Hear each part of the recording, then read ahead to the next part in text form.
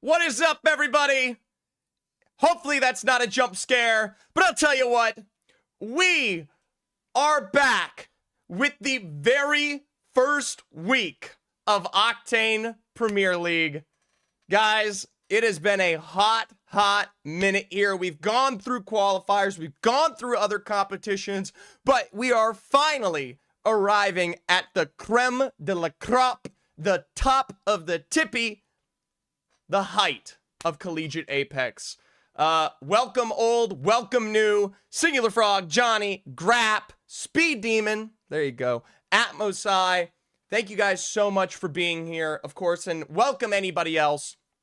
We have got a plethora planned here, and by a plethora, I mean we got 6 games ahead and plenty of collegiate action for your evening. For those who don't know, Octane Collegiate is the place of play for all of these collegiate teams you see around me, and Premier League is the tier 1, the pro league, the best of the best when it comes to collegiate. And hilariously, you will see some individuals who are pro league caliber, you will see some who are challenger circuit level, you will see a hodgepodge of the best combined with, some would even say, the worst of the worst. But I will concede Premier League is pretty damn good. Matches should be starting soon here. The code has just gone live. That being said, I want to make one little thing clear here. Zephyr is live, but that doesn't mean the games are. The games themselves are on a 5-minute delay. So when things start here on the Zephyr side, we've got 5 minutes until we are able to watch it. That being said, I'm just honestly so happy to be back, guys. I mean, granted, we've been watching scrims, we have been watching the quals. I mean, we technically have not been away from collegiate at all, but this is where the stakes truly begin. Week 1 in particular, just discussing the format for like half a second, there is a relegation system starting week 2 forward. All you need to know for today is there is going to be 20 top teams and 20 bottom teams, and today's week 1 play decides who goes in next week to that top lobby and who goes into the bottom lobby. And of course, yes, you do accumulate points here, but this is your best opportunity to accumulate points. If you're finishing 11th or below, you already know next week you are going to get behind. Holy scrims, but it's real spooky. That's right. I'm honestly hoping for a better quality. Let us jump into, though, one of my favorite things, our match prediction of the day. If you're a new fan here, or if you're a familiar face, we always do predictions. We do them every single game, and it's just to keep things fun. There are channel redemptions, but, oh, my subathon timer? Yeah. We'll just, we'll keep that going. Thank you. What that means is I throw prediction in chat for Twitch, you guys vote on it, and then at the end of it, you are rewarded with your channel points. And as I always say, if you get it right, congratulations, you're as smart as it can be. If you get it wrong, you might as well just be stupid. That being said, for those who don't know the first prediction, it is always the same. And for today, it is probably a big question. Match quality over under 8.0. I will explain that in a second before you get your predictions in. I'm going to put 10 minutes on the timer for that prediction, so definitely get adjusted to it. Match quality over under 8.0. Killa, welcome back. Hopefully, it's going to be 6, I bet. So let me explain this to you as I jump over the scoreboard. This is Overstat. Overstat is where we calculate the scores all day long. If you want to check out the Overstat at any given point, exclamation point now, exclamation point leaderboard. Did you ever add the 3 hours on the timer for limits? I did. I did, in fact, add them retroactively. There you go. JP's got it. Testing it out. You can jump onto these same standings. You can see the teams themselves that we will be watching today. For JP, who is a fan of the Navy, I apologize. All right. There's no Navy on this broadcast here. If you would like to know, let me see if the stream announcements have gone live yet. No stream announcements have been going live. I will let you know where you can watch the Navy here because that's going to be in Lobby B. Bet all my 1,070 champions on this letter. GG's. You know what? Hope it better lands there. We've already got 2K points on the bet. Group T, welcome as well. Group T, by the way, will be playing on the ISU Farmers that you can see in the 9th slot here. We got some time. We'll discuss the teams in a second. Killa was glazing me in 3v3s earlier. Well, hopefully that transfers to some ISU victories, okay? Cucumberland just got slammed by UCSD in 3v3s. Lucian's pretty damn good. All right. No, I wasn't. Okay, conflicting information. Who cares? Anyways, that being said, this is the scores every single time, as you can see from older Octane matches here. When a match is played out, in the bottom right, Overstat gives it a quality score. Sometimes it's electric. It's great. It's 8 and above. And then other times it's below. It's 5.56, 7.33, right? 10 is even on the plate for tonight. Premier League has a big issue where we have some really, really excellent teams at the very, very top who have Pro League experience. And we have some teams who are, we'll say, questionable. So, will this be a hyper-competitive game one, or will this be an absolutely chaotic start to the day? Personally, if I'm me, I'm putting it on the over. 7 minutes and 35 seconds to go. We got 83% of the bets on the under. Would anybody take that lucky over? Because, I mean, there's money to be made here. There's points to be made. Whoever wins game one gets to be my Pro League sub. Oh, I'm hoping Cumberland's in this lobby, because, you know, that's the only one who should be winning this. Nope, no Cumberland in this lobby. All right, going through these teams. Of course, if you guys want to see the individual team discussion, I have also included an exclamation point teams. That leads to the Liquipedia link, and you can actually look through who all of these individual rosters are, right? So you've got a multitude of teams here. 20 of them will be seen. All right, how good is open? Not great. Not great. But, like, you have teams like Bellevue, who we will be seeing in this lobby. It's got none other than former pro Voddery, my goat, Jukesy, ranked grinder. Of course, the likes of Muffins. He's a little old. His back's a little crickety at the ripe old age of 32, I think. Checking the Muffins. He is 32. Incredible. But they are a dastardly and dangerous team. Alongside them as the next best team in this lobby is the Fisher Esports roster. No more Serial Cat for Fisher Esports. Serial Cat has moved on from this roster. Now we are rocking with Dom2 Cracked, Slahulus, and Golden. And for those of you, this is that official Golden from the Elevate roster all of those years ago. And I say years ago because he has continued to play in Pro League, notably on DGAP there. But probably the most tenured and well-placed individual in this entire league. We're going to have to wait and see how this goes. This is the first time Golden has played in Collegiate. It is a different beast, but as we've seen many times over, the pros do tend to excel, right? It takes some time to get their footing and realize that they can truly ego out some of these other teams, but it's going to take some time. Golden sucks, by the way. Well, this is the chance. All right, hey, he's been in Pro League for quite some time, Wizard. All right?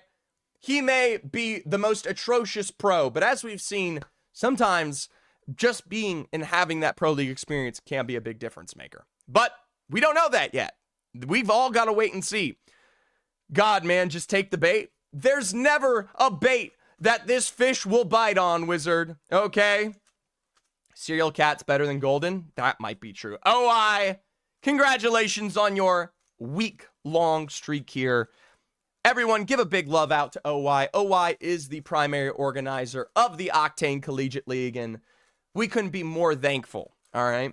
That is Cap. I've seen you take bait before. No idea what you're talking about. I am baitless. This fish is flying free. The games have officially started, by the way, on my second computer, so that does, in fact, mean that we are rocking with a 5-minute start ahead here. I'm going to talk about some of these other teams. Kennesaw State Black. They've ascended to the varsity level, albeit they share the same name of the JV. Of course, Elixirs, Limbox, Kindly Monkey, a quality team that's got some definite shooters on it, but we'll see how they are able to keep up here. Probably the most qualified of any one of these rosters here today. Southeastern Blue, they've had some struggles recently. Two of their teammates, I think they failed their classes, so now Vortec is alone. He has had to make 2 last-minute replacements going into the spring season. So what was a very, very good Southeastern team might now be one of the worst in Premier League. And they are still here because they were in finals last time around. So there was also a sub on that roster, so it's not completely different. But I'll tell you what, it'll feel like it's completely different. Minnesota State, top 5 there. Of course, the likes of Loopy, former Optic coach, is the director of the Minnesota State Mavericks. Schmalz and Speed Demon, you've seen them before, both in iterations. But Meadsy joins this roster from the University of Calgary as that definitive third. If you've heard from me, Trev Michi was supposed to be a part of this roster for a long time, didn't do super well, and yeah, no more, he ghosted him, no more Trev Michi. Now we've got Meadsy, and I'll be honest with you, Mavericks have never had a very solid, consistent third to work with, so this will be huge. University of Utah just won the Colorado Invitational, the Rocky Mountain Invitational. They are a match point successor now. What was Mez as potential man is no more, alongside Narwhal Boy and Mobius. That being said, though, today Mez is not playing. He is working. So we'll see how Utah does. Narwhal Boy and Mobius are good. Blaze can shore up that weakness, but it is going to be questionable. All right, Augusta Esports is right there as well. That's got 360 on that roster. Toasted Grilled and 424, they aren't too bad. Albeit I've seen 424 played on the JV roster recently. Either way, 360 is definitely Pred Demon, but, you know, one solid teammate doesn't make a whole roster here. Illini Orange, we'll see how it goes. They're all right. Zumo, etc., Parksa, Soma, they're always kind of consistent. ISU Farmers, they've made a change. Not Koryu now jumps back onto that roster alongside Kamal and Group T, the Collegiate Thanos, as he likes to call himself. They're aggressive. I don't know if Not Koryu's going to change that with his IGL tempo, but we might see. St. Clair Saints are all right. West Virginia Wesleyan, they add the likes of YMB. She has elevated that roster now alongside Dean PS, who is a shooter. Oh, yeah, Duke there's going to catch on. Support them as they can. We got the UCF Knights who've qualified from the quals. FSU Garnet with Daxon, who is always electric. TMU Bold. Calgary, who's lost Meadsy. Well, he hasn't played in a while. Anyways, RIT Orange, as Taunty is checking out in chat there. Jack returns to this roster. CC finalist Jack, by the way, of course, as everyone likes to joke. That man will be playing alongside the Tigers. And who knows? They could be great. They could be shit. I rated them slightly high in my predictions. Texas A&M Maroon is a completely new roster. Grap, Know You, and Arc replace the old. And then USU Goats, decent. Purdue Black with Waukee. And Arkansas State, coming out of the Open last semester, are now in Premier League from an amazing qualifiers run. That is your Lobby A. 20 other teams are in Lobby B. You got the drops here. We'll be starting on Storm Point. Checkpoint for Bellevue. KSU Black's got Mills. Where is Fisher? Where's my aggro goats Fisher? Sitting in Launchpad. West Virginia Wesleyan Kaiju right there. That could be a burn and a half. Or they could just full thirst Southeastern. Of course, you do have the Minnesota State Mavericks next to FSU Garnet in the center of the map there with RIT and Purdue. That's a pretty even lobby spread right there for the center. Farmers are all the way towards North Pad, so we'll see how that goes. University of Utah and TAMU Maroon all the way up there in the Northeast. Kind of a weird one at that, but not much to say about the Southeastern section. A lot of freedom for our Southwestern section, and ultimately, that is kind of your rundown for Storm Point. We do also have World's Edge and E-District as your 3rd and 4th and 5th and 6th game, respectively. But for now, I believe our 5-minute delay is up. All right. Zephyr, I got to say, I really appreciate the effort you put into this. I appreciate you for being here, because that's the only thing I ask. I host tournaments, I make coverage, I post videos, and all I ask is you stop by and watch. That's it. That being said, who's ready to get into the very first game of Premier League, all right? Well, you did ask me for feet picks, but yeah, you know I can't resist them, all right? 20 squads on the board as the map will display its natural spread here. We'll see if we'll get a full send. Oh, Soups, thank you so much for the follow. I couldn't be more appreciative. Welcome to the family. And we'll just see how things start off here. We'll be joining on with Bellevue University first. They've got Vod, Jukesy, Muffins, arguably the most tenured of rosters in this competition. By the way, our final prediction of the early match quality rush was 1.4K on the over, 2.6K on the under. We'll see how that turns out. Personally, I think that shit's an over. There's no way there's a call she bet for this. I would be absolutely shocked. Cheatsy Fraudery, the GOAT. Hey, we'll see if they're as stacked or as bad as you claim them to be. For now, I think Bellevue is always good. Southeastern, they will not be the ones to first hire here. Instead, Fisher Esports running right into West Virginia Wesleyan there. Dom 2 cracked up on height, and you can hear that altar port on the other side that will lead West Virginia to safety, but they do have high ground for now. A distant beam from Dom 2 cracked there for the at least start of this fight. They should be able to heal that one and back off. That's going to be the competition for, well, at least height right now. West Virginia Wesleyan, I'm pretty sure with that trident on my distant ear, they're going to be able to back out of this one for free. Fisher Esports taking low there. Dom 2 cracked on that low ground. Is forced to jump all the way back up here before they go down. They're going to shift Golden into play, and Golden will be the first to run into this exchange. But Dean PS takes it for a 1-to-1 trade. A massive name in the blow up of the Trident, though, will leave Oyaduke and YNB down. One good snipe would bring another member out to play here. Golden is still full thirsted, and it is going to be a rotation to the low ground from Dom 2 crack to get this roster pinned together. For West Virginia Wesleyan, though, they're not as lucky with Dean PS. They've got to find a way out of this equation. That's one of your best fraggers already out here, and now Fisher Esports are leading this exchange. One member up here. A couple of heals, and of course, YNB tentatively on that grab cannon. Sloth with a light teak onto Dean. There's the jump up against Oyaduke there. Take your time. Tries to get the fade away, but instead is going to get knocked into the ocean. YNB takes to the sky, and one long range of the G7 from Dom 2 crack ain't going to result in much, but they could chase this one out even further. KSU Black is not far away here in the launch pad area, and that lets us know that we are going to be going there. Meanwhile, Calgary v Southeastern. For Calgary, I'd say this is easy points ahead, but for Southeastern, Vortec is still a beamer here. A kidnap play will go awry. There's Galactic will miss out on that steal. Meanwhile, Bellevue getting a drop onto Not Karyu in the kill feed right now. Let's move here. We'll see how that goes. Dom 2 cracked with a trade of their own. That's Purdue getting a knock on that roster we just saw in this early game here. The full thirst to go alongside with it.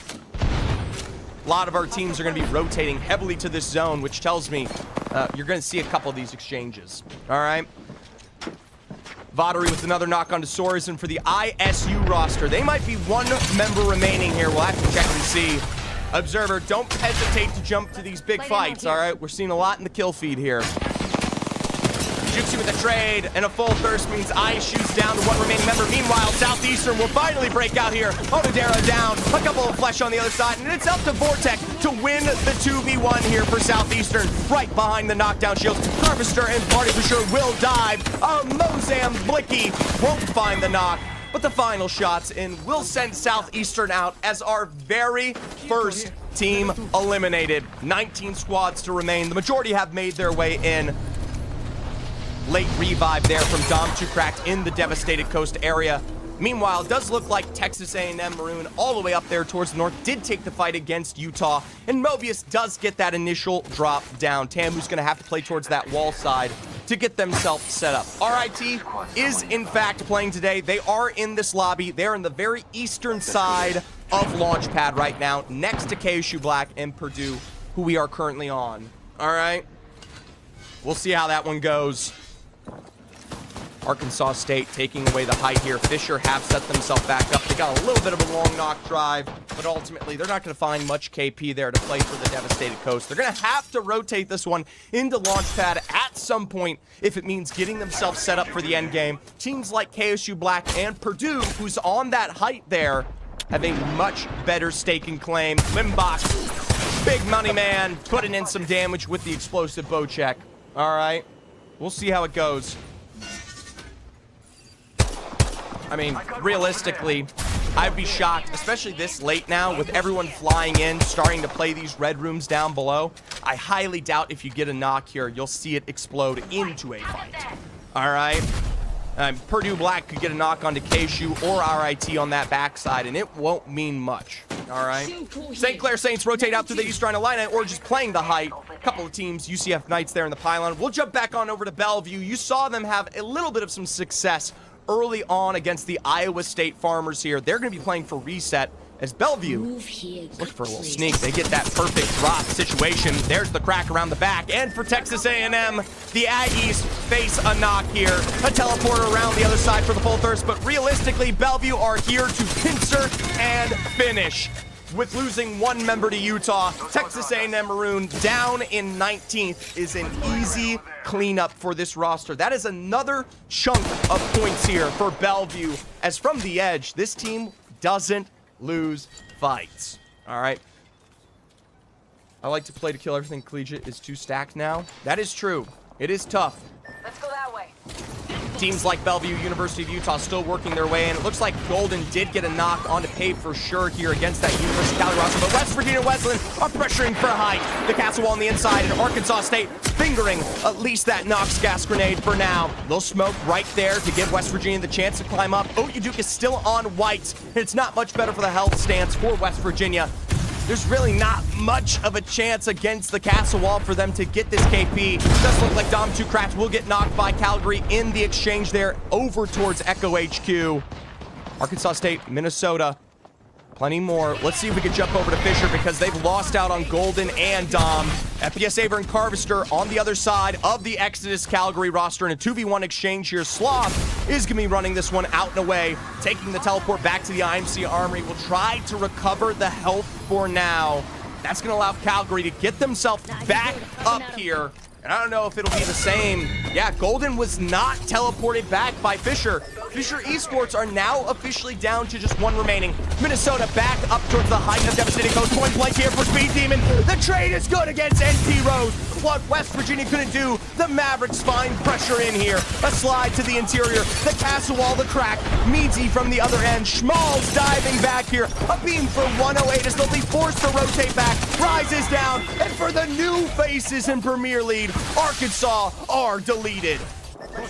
That's all 3 up towards height here. 17 squads remaining. Calgary will find Fisher as a rat as St. Clair meet their makers at the hand of West Virginia on edge. It happens too fast for us to catch here. TMU, FSU, Garnet there. They're still on the western side of zone. Augusta, we check in with one of our Red Room teams. UCF Knights is another one of those Red Room teams. That's good transition for the end game. Utah, Bellevue, ISU Farmers, and the USU Goats. They are another section of teams that are still outside of zone here.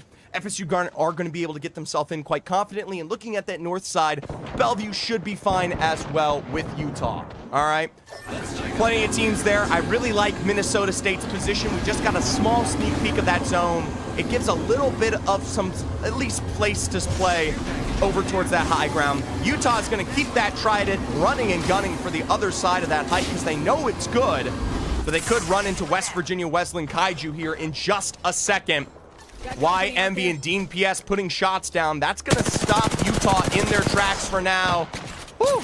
I don't know if that was a Valkyrie, if that was a drone. Either way, West Virginia are going to try to hold out Utah for the time being. And with those shots being heard, Minnesota want to defend this height. Now, Calgary could sneak up and take it away here, but for now, they're going to look to see if they can pinch West Virginia. Oh, and Calgary's already got their hands on that height. Couple of shots from Utah back on the Prowler's nest here. They got to make a decision, but that's great damage against West Virginia. If I'm Minnesota, this could be my go button. It's a double crack. Drone coming out here, and an EMP could always come through as West Virginia are going to get themselves healed up, but the Rolling Thunder stops them for now. With that blast all said and done, though, they can continue looking for this.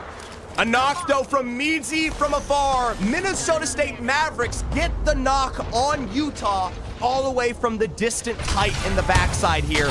They're going to keep trying to pepper those shots onto West Virginia, and I think for Utah, we'll see how it goes. Illini Orange up towards that northern side. Parksville will go down, and it's none other than the Bellevue Bruins. A Newcastle Res in the face of a Thermite means you are getting re-knocked. VOD for 2, 1 remaining member for Illini on the interior there, and let Juicy finish the job. Bellevue University now. I could not glaze this roster more. They are single-handedly the best. I mean, I know Ottawa won the last stage, but they are that damn good. TMU Bold will face a knock here at the hands of Group T, but they've also lost Not Koryu. Soares is in zone. It's a big separation between ISU as Zach Attacks will be brought back to life here. I mean, I think they're so low here. TMU Bold could get full thirsted, and Group T does have the capacity to take this. But a port away for now, and honestly, I wish it was the altar that got the separation so you could get a teleport away there. A respawn stuck on Not Koryu in zone, and damn. I mean, we'll see how it goes. TMU Bold, they're going to start rotating in towards the Lagoon area, and they could come up behind ISU. The flesh is saying, hey, Group T, no spoilers in chat, Group T. Get your ass out of here. You can't be talking in chat. There's a bit of a crackdown onto Group T himself, and the full knock means that ISU will get the recovery, but they are alone as two. Does look like USU Goats are going to be a mixed bag of death here on the other side of zone, as the ISU Farmers are playing for 2 in Lagoon. UCF Knights, at least in the red room, still alongside teams like Augusta, Bellevue, ISU, and University of Utah from that north. Minnesota Mavericks back up on that southern height with Calgary. FSU Garnet playing the low ground outside of Bridge. West Virginia and Utah never quite traded in a way that mattered. I'm curious to see if Utah still have their teammates, because, I mean, Bellevue, they can clean them up if they're a duo and they find you out. So I hope they got that revive off. KSU Black's Kindly Monkey is in the possession of that Kraber. You know I love to see it here as the game goes on. We'll see how this one finalizes for the Minnesota State Mavericks up on height. Getting a little bit of posture against them from the Calgary roster here. Schmalls for a slow here, and checking with Utah, they are in fact a trio. Mobius getting a little heal back, and you can only assume, I mean, Spider Choke could become Bellevue territory here. For now, they are all right. Augusta playing that red room comes with its consequences. They are stuck with blue shields. ISU Farmers to the low ground, and one bad take means 360 from Augusta is going to find that knock against you. Soares, the last remaining member alive, sitting on but 50 health, is just one good snipe away from the end there. Doesn't look like we're going to see much more for Augusta on the other side of this one. They're going to play that red room low and slow. Oya Duke faces Knox for West Virginia. Zach Attacks will go down as well. Dean PS for the likes of West Virginia Wesleyan on the other side. And I'll tell you what, it looks like that University of Utah fight in West Virginia could decide this end game. And I'm sorry we missed it. That's not my fault. I don't control the observing. That Utah wipe, that might have just decided this final zone. Because as good as height was, and as good as Minnesota Mavericks are going to wrap around the back there, this is a classic Eastern launch pole. It does have a really strong depth towards that far eastern side, but sometimes you see it work its way back to the building. Kabizi says hydrate. No problem. There you go, buddy. Thank you so much. 12 squads up with 40 seconds to go. Making your way to this particular end zone is a crisis. You need a Newcastle. You need coverage. The zone's not going to be much better for you at that.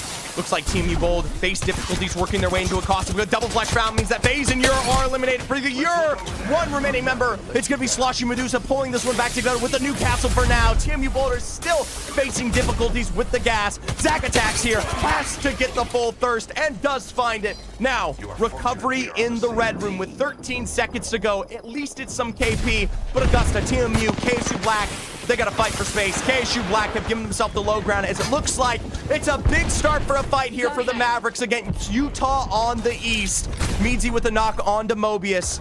And oh my gosh, ISU, FSU Garnet, Exodus here. This is chaos. The Mavericks loss of 2. It is going to be the Calgary roster coming in here to finish the job. It's not much better for Utah themselves. You got to crawl away, and I think we're going to see them die. Bellevue University, they're going to take their attention towards Purdue up on that height. Waukee with a double knockdown on Tharquisha. Bocheck finds 2. One remaining member on that other side means the Newcastle, you might get them back to health here, but Bellevue is always ready and waiting. FSU Garnet will die to Calgary on that lower side. ISU finished as well here against that Calgary roster. It's big for Calgary. KSU Black, Purdue, Augusta here, and Bellevue and RIT Orange all fighting for the edge of zone here. I mean, KSU Black, they've got the inside. 360 was lost in the meanwhile, and this is pure chaos. TMU Bold will go down. I apologize. This is a tough zone to catch. Purdue up on height, have the best position to finish off 360 there as they'll turn their takes towards the likes of Bellevue. Limbox with a knock on Juxi. Down to the low ground, Tharquisha will fall. Bod down means it's just Muffins on the outside. Bellevue wiped out here by Purdue. KSU have to stick this reset on the interior. RIT on that second floor. Purdue up on height. You got 3 teams stacked in this building. Calgary is alive and Utah as well. Utah with a very big spread here on the side of this zone. They have a great rotation and should be able to hold out all 3 of these teams. University of Calgary, though, they have a fantastic result here. If Utah holds out these teams too aggressively, they will face a knock, and the Calgary play. For now, though, we'll see KSU Black rotate up to height, and it's a combined assault from Purdue as well. That's it for RIT Orange, but I know they got fans in chat. It's a big top 5 finish for the return of Jack. Kindly Monkey with a full thirst on to Purdue, and they are now down to a duo.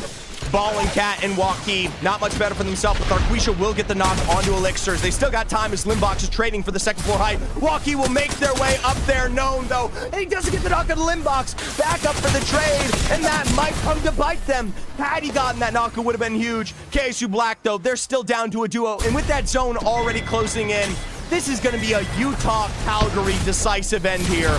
Kindly Monkey to the outside. A mobile shield exchange. Ballin' Cat goes down. And with 1 remaining member in Kindly Monkey, Utah will see what they can do. It's a single tick of health here. And that will be it for KSU Black. The full send from Calgary, like I said, but Utah is healthy. Mobius around the other side is Calgary. This is a bad engage. They thought they were low, but it is nowhere closer to safety here. Woo, that port will find a knock whether you like it or not here. 2 remaining members, and with 1 final shot down, the University of Utah here will take game 1. Congratulations to Utah. They don't even have Mez. Their star player, some would say, Mr. Potential Man, no more, is not here today. And they deliver on a dub in game 1. Talk about making up for a loss of teammate. I know he's at work. He might have his iPhone out. He might be watching the stream. Congratulations. Who is CT Blaze? It's a great player and also the substitute for this roster officially. He is fantastic. I don't know if he plays all the time or what the situation is there.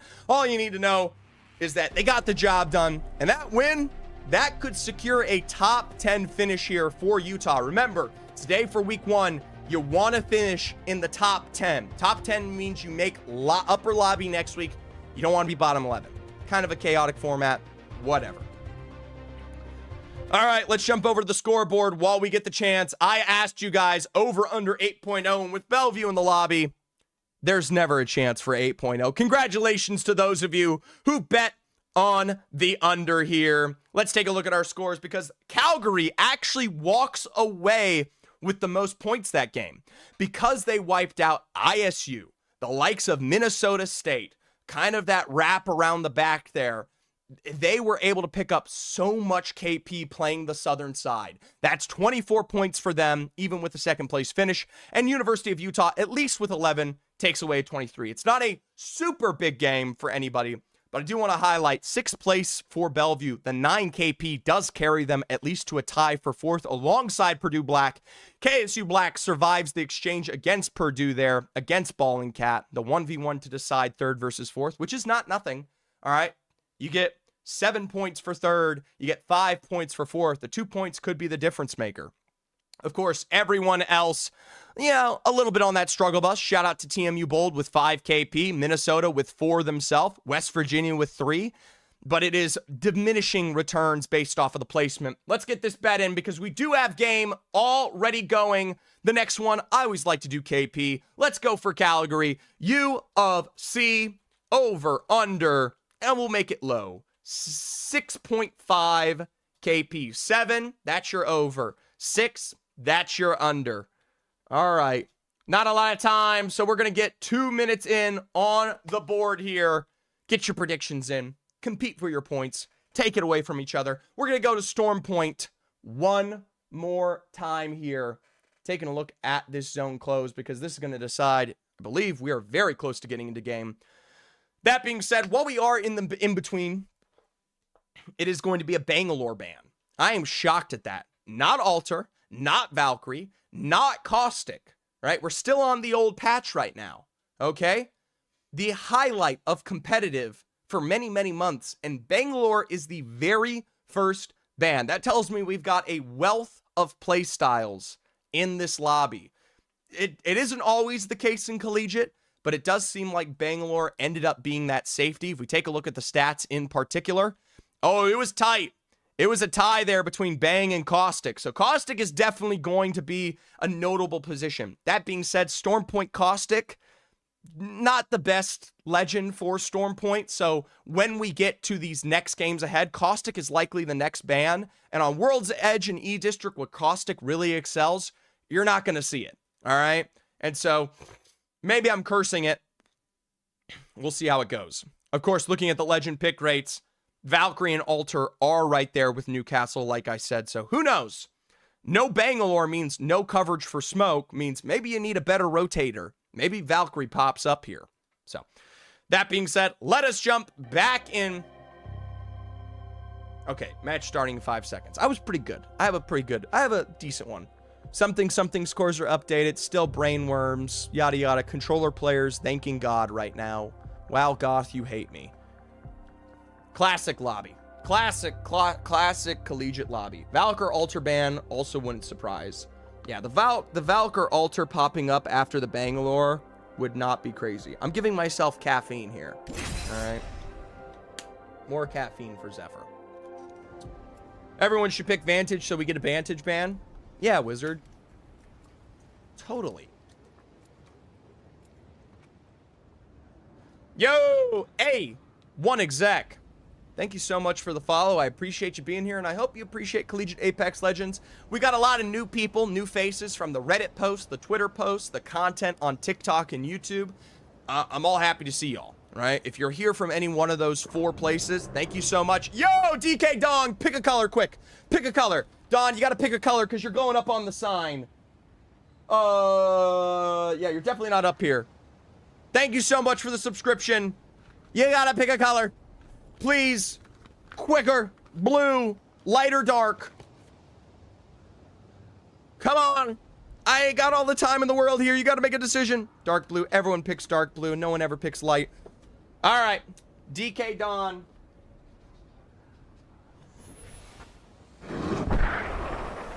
Thank you so much for that one right there. Every sub counts, and every sub adds 15 minutes to the timer. We are now officially at 508 on the board here. This is technically a subathon still going, but we'll see how it goes. High guard rank soon. Donnie, you know it. I want to see the 5v5, but before we can get there, Don, later tonight between the two of us possibly, you know we got to watch some Collegiate Apex Legends. Hopefully Wyatt's somewhere watching, all right? I want to see that man start talking about Collegiate Apex on the Apex pod, all right? A little more caffeine for Zephyr. Keep the brain juices flowing. This is going to be the last time you guys see Stormpoint. And oh, by the way, before Don subbed out there like an absolute goat, I just wanted to say, while we are in this early game, before the kills really break out, if any of you who are new have some questions about Collegiate, if you have any questions about these teams, if you have any questions about my opinions regarding Collegiate, I'm always happy to answer there. We're going to get an early scan from Calgary that will be telling us we're going towards Minnesota State Mavericks position. That low ground building spread is a big one. Can someone link the overstat? Yo, T-Mic, just type in exclamation point now or exclamation point leaderboards. And it should pop up. I do not know why it didn't pop up for... I don't know why it didn't pop up for small guy, but let's explore this way. Should be good. All right. Hostile spotted. Weird. Small guy apparently just doesn't have the good. Because I was replying to him. Yeah, small guy just they hate small guy out here. All right, last time around we did see Fisher Esports get down dirty and disgusting with it, whether it be West Virginia or maybe even we'll talk about Calgary here. Southeastern, but it is going to be West Virginia. You can hear the crack on the other side. A trained eye from Dom2 Cracked here, who is playing the lifeline. Another knock onto YNV. And this is huge. Are these players actually going to these schools? Yes, they are. All of them are. They're all registered full-time students. Fisher Esports with a dog, and that will be West Virginia absolutely obliterated in record time. All right. Calgary showing they deserve getting Raider higher than 21st. You're right. Maybe I was wrong. Maybe I was wrong on the power rankings. We'll see. All right. I continue to not understand why we picked right next to Fisher. Choices. Bocek, though, on a Nati Rose will be maybe a choice here. Minnesota Mavericks already leading for the fight here, and it's Blue v Whites. Of course, major damage down with the full send from Meadsy with that Sheila on the other side. Leaves Jack the Ripper begging for more. Rose and Rise eliminated in surprise. A long range, at least, knock there. Actually, that was just a short range nade. Damn, UCF Knights don't know this, but that would be a great finish for them. All right. St. Clair Saints, though, also working their way into zone. Teams like KSU Black are in a great spot right now. Shout out to the hype train.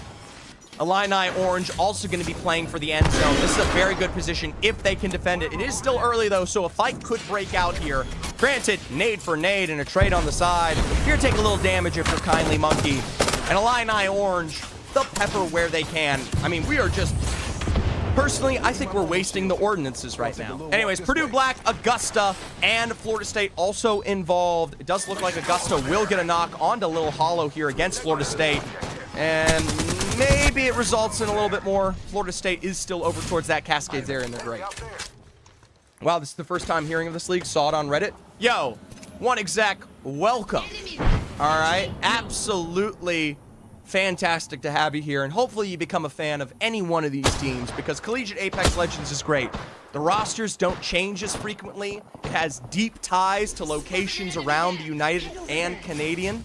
All right, Lola Redditor. I'm a Redditor, Swanky. Get that shit out of here. This man is a deep, steeped orange blood man. All right. I don't know if that's a great thing to say, but I love Reddit. All right.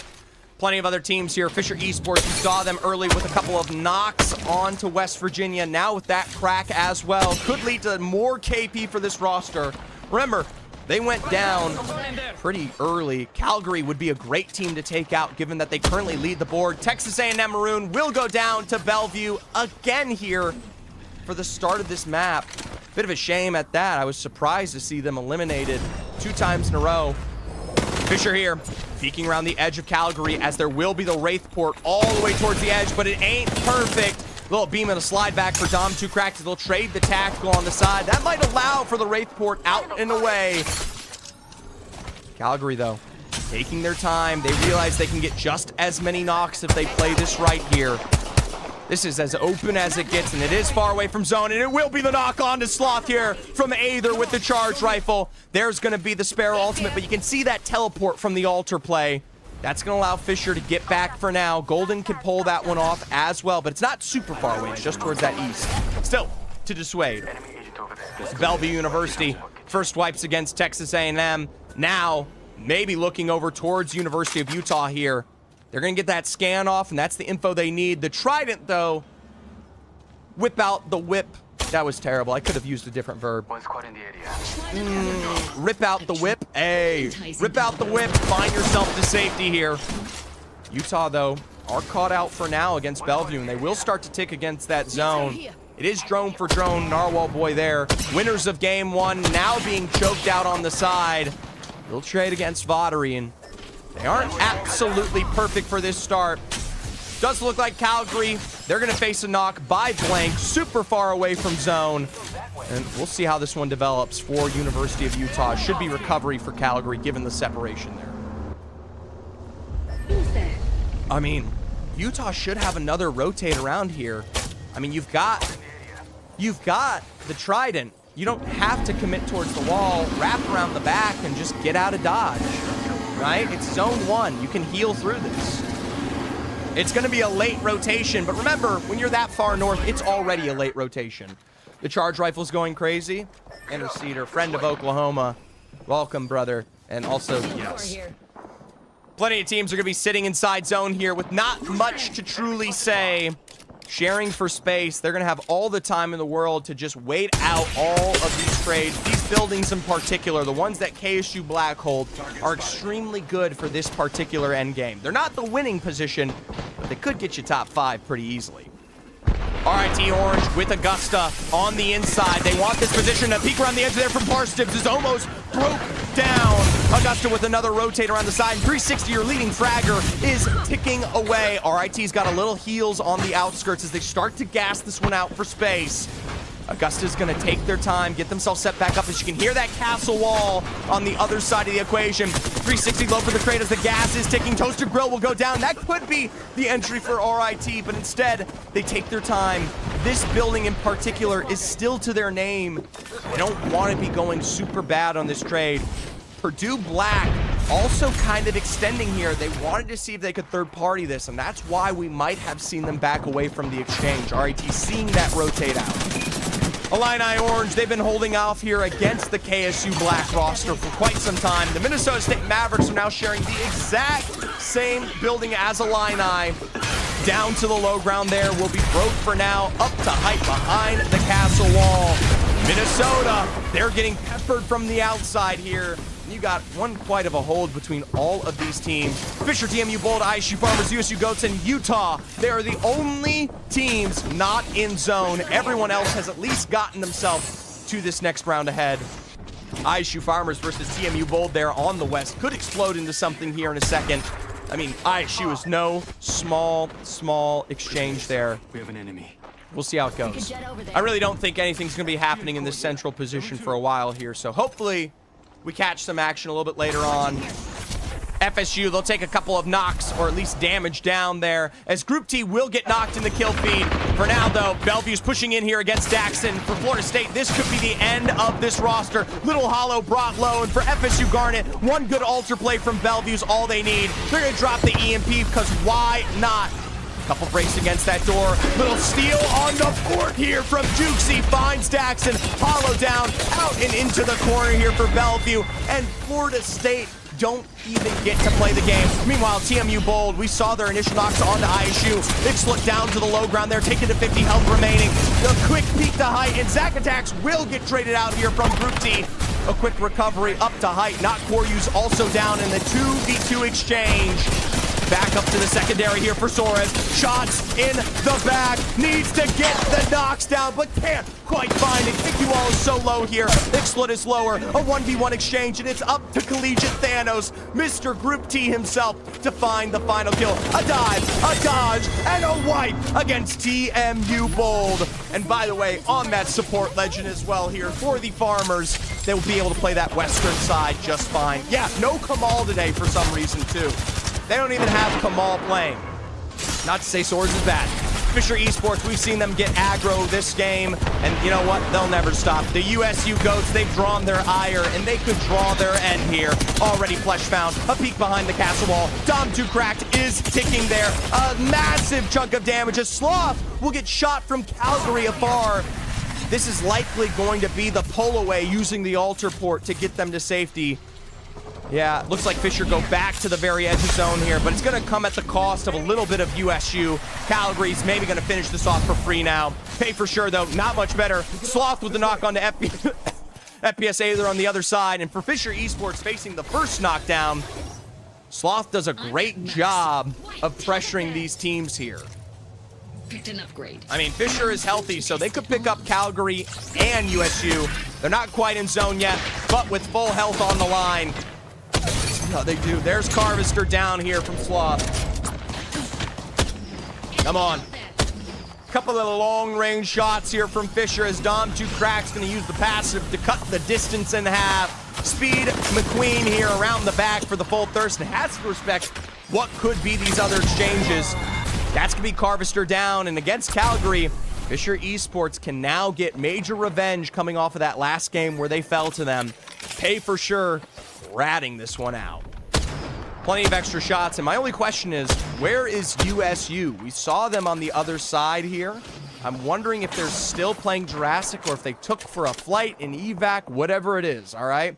If they didn't, you're in Fisher territory. Pay for sure. Keeps this quiet. but it is heard out. Sloth here and the rest of the likes of Fisher. Quick kill, quick rat, quick removal.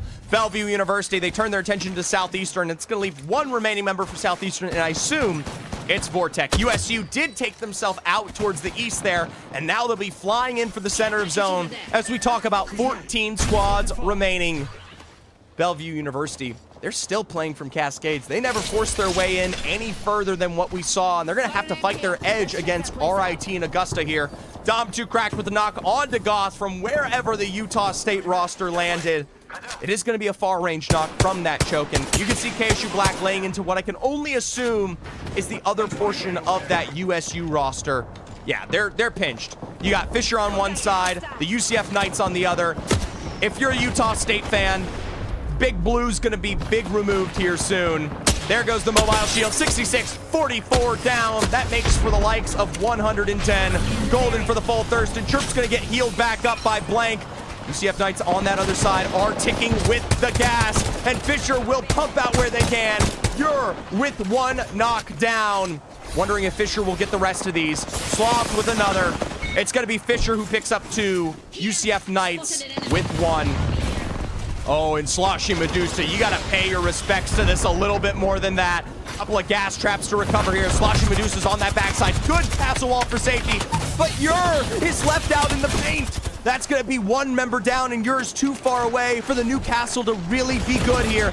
Dom with a peek on the other side. Up on height, though. They didn't pay the respects to Phage. A quick turnaround for Sloth, and that's it for the UCF Knights. Rusty removed from St. Clair, though, takes us down to 11 as well. And like I said from the very beginning of this game, those buildings, KSU, Minnesota, come on, guys. This is a classic end game here.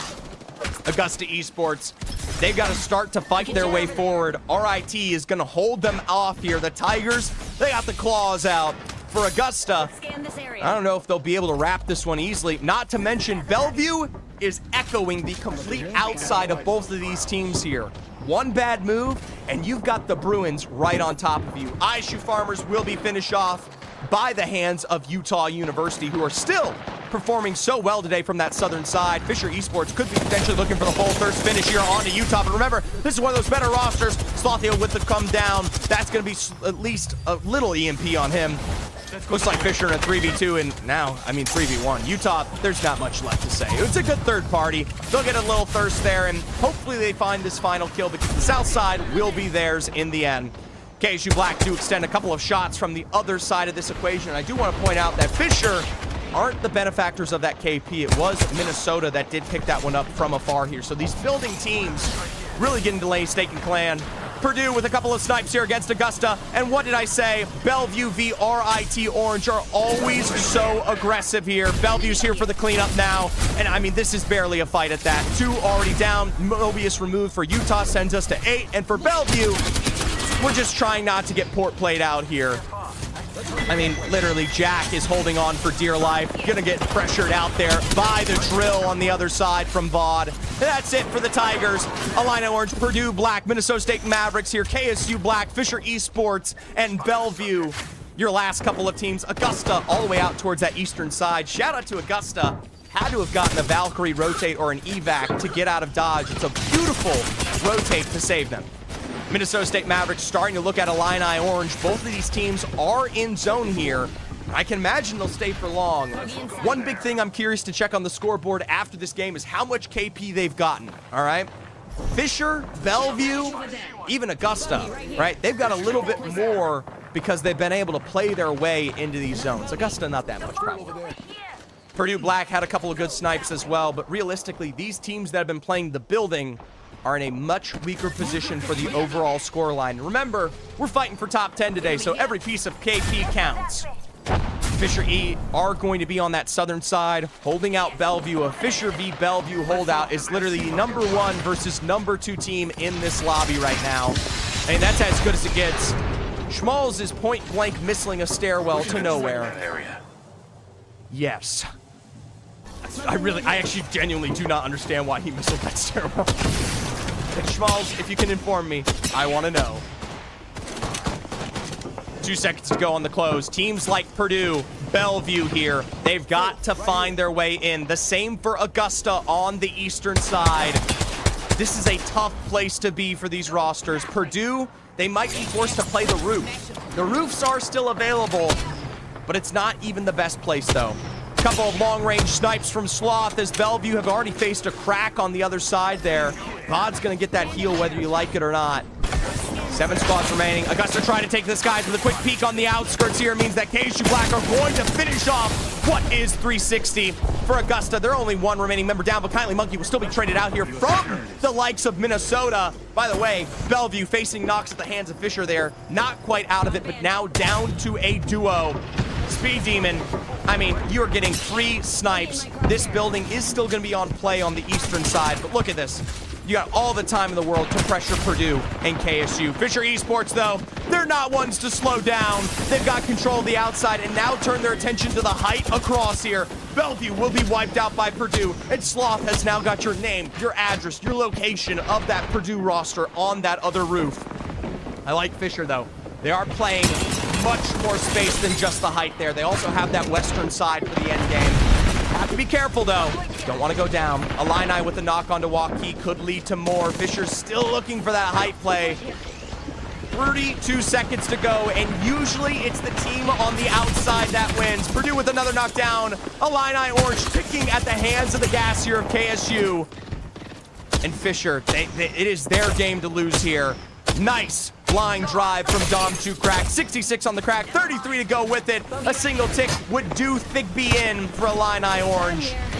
Kindly Monkey and Elixirs from KSU Black will wipe out Purdue on that other building. With 6 seconds to go, KSU is able to get that reset off on the high ground here. Minnesota stuck inside. Illini, the same to be said. Augusta playing the very furthest eastern end. And 360 is going to take to the sky with Toasted Grill here before the zone closes in. Is it too early? Is it too late? I think for them, the minute they land, they will be obliterated. This zone, I mean, what are you going to do? You're going to play right back towards that eastern side, but they know exactly where you are. Right against the edge of that one. Toasted Grill goes down for Augusta. That leaves 1 remaining member for Augusta on the other side. I don't know about that all. Well, Illini Orange, they're able to get themselves healed up. Minnesota down below. KSU up on high. And Fisher playing the outside here. We'll see how this goes. Plenty of EMPs. A drop to the low ground from KSU Black. We'll find Augusta eliminated here for a full squad wipe. Top 4. Minnesota, they're going to lose out on that high ground peak against Illini here, and they don't have an altar. The same can be said for Illini. It's just KSU with the altar and Fisher. The corner of this building about to become an onslaught. Everyone is focused on Fisher, and I'll be honest with you guys, this end game, it's going to be a mess here for all of these teams. You got to pray Fisher has some form of defense, because Sloth does. There's a knock on to KSU. Illini around the other corner. KSU Black will get eliminated from their drop to height. Illini are full health, and the mobile shield is coming in clutch. Minnesota are down below. There's the gas trap. Oh, Dom to Crack gives them the lifeline shield. Illini with the trade here. 1 for 1. Minnesota down to 2, and Fisher, they get to beam for free. Oh my God. Shout out to Dom 2 Cracked there. He must have his shirt off, because let me tell you, it's as simple as it gets. Drop the lifeline ultimate. Give yourself perfect cover to work with, and the job is done. All right? Minnesota is forced to face Illini on that drop, and they cannot put a single piece of damage into this roster. All right, we got 5 minutes on the board till the start of this next game, so a little bit longer of a break between 2 and 3. We'll talk about the drop spots in a second, but for now, let's take a look at that scoreboard. Of course, I asked you guys before this game, over, under, UFC 6.5 KP. Not a hard place to get, but we did see them exit early, so I am of the belief that UFC found 0. Congratulations to those of you who picked the under. It was the lower bet. All right, taking a look at the rest of these lobby leaders. Fisher Esports, you saw their assault from the southern side of zone. It was never a question. 23 KP, the next closest, as always, Bellevue. But Fisher, they just know how to run down these lobbies. They understand. I mean, come on. Dom 2 cracked, Golden from Pro League previously, Sloth especially. Sloth is a monster. They just get it. In a straight 3v3, if it is excluded and they're playing on the edge, it's free. All right, and that they get a perfect position playing the outskirts. Like I said at the beginning of that game, the buildings are great to get top 5, but they are not a way to win the game. All right, you have to get very, very lucky in how you play it out, whether it be a great Newcastle, a nice setup, a cut of zone with a catalyst wall, right? But for just straight up, that is tough. 23 KP is wild. 23 KP is insane. Minnesota Mavericks do finish second there, so they're 9 points plus 4 KP from getting some shots is huge. Bellevue University with 9, of course, even though they go down in 7th at the hands of Fisher, is still a nice race for the double digits. In KSU Black, you guys got to see them get that light wipe on Illini. Illini doesn't get any KP from inside their building. They only get their 3rd place finish, which, granted, is still a top 6 score for that game. University of Utah, they clean out that southeastern end. They are full thirsted by Fisher, but you know what? 7 KP is 7 KP. ISU with some 4, no one else with KP, so it comes down to strictly placements. You know what? Let us get a Fisher damage check. You guys know I like to do damage checks here. So, who on their roster has the best damage right now? It is Sloth. All right, guys. New prediction. Sloth, Ulas, over, under 3,000 damage. Over, under. 5 minutes to get your prediction in. Get your gambas going. All right. Let's go, Utah. Check scores from other lobby. Genius idea while we've got the time. Checking the overall, though. Fisher now leads. They jump up 12 plus points there. 37 on the board. University of Utah, with their win, is still only 5 points behind. Both of them kind of have slightly duddier starts. Of course, Calgary there falls slightly. They have a 1-point game. Bellevue is keeping their consistency up with double digits, and who knows? 12 points on 12 points is a hell of a great consistency that will allow them, we know, at some point to have an explosive game and potentially jump up to first there. There's KSU Black and Minnesota State Mavericks, Purdue in 7th, Illini, ISU Farmers, and Augusta. If it ended here, those would be the 10 teams moving on to the upper lobby next week. Everyone else would be considered failures. Checking out the other Octane Collegiate Leaderboard, the Lobby B. Well, it's to the surprise of nobody. Southern Miss with new member Zach W. Keys is currently in the lead. 49 points with a first place finish in a second.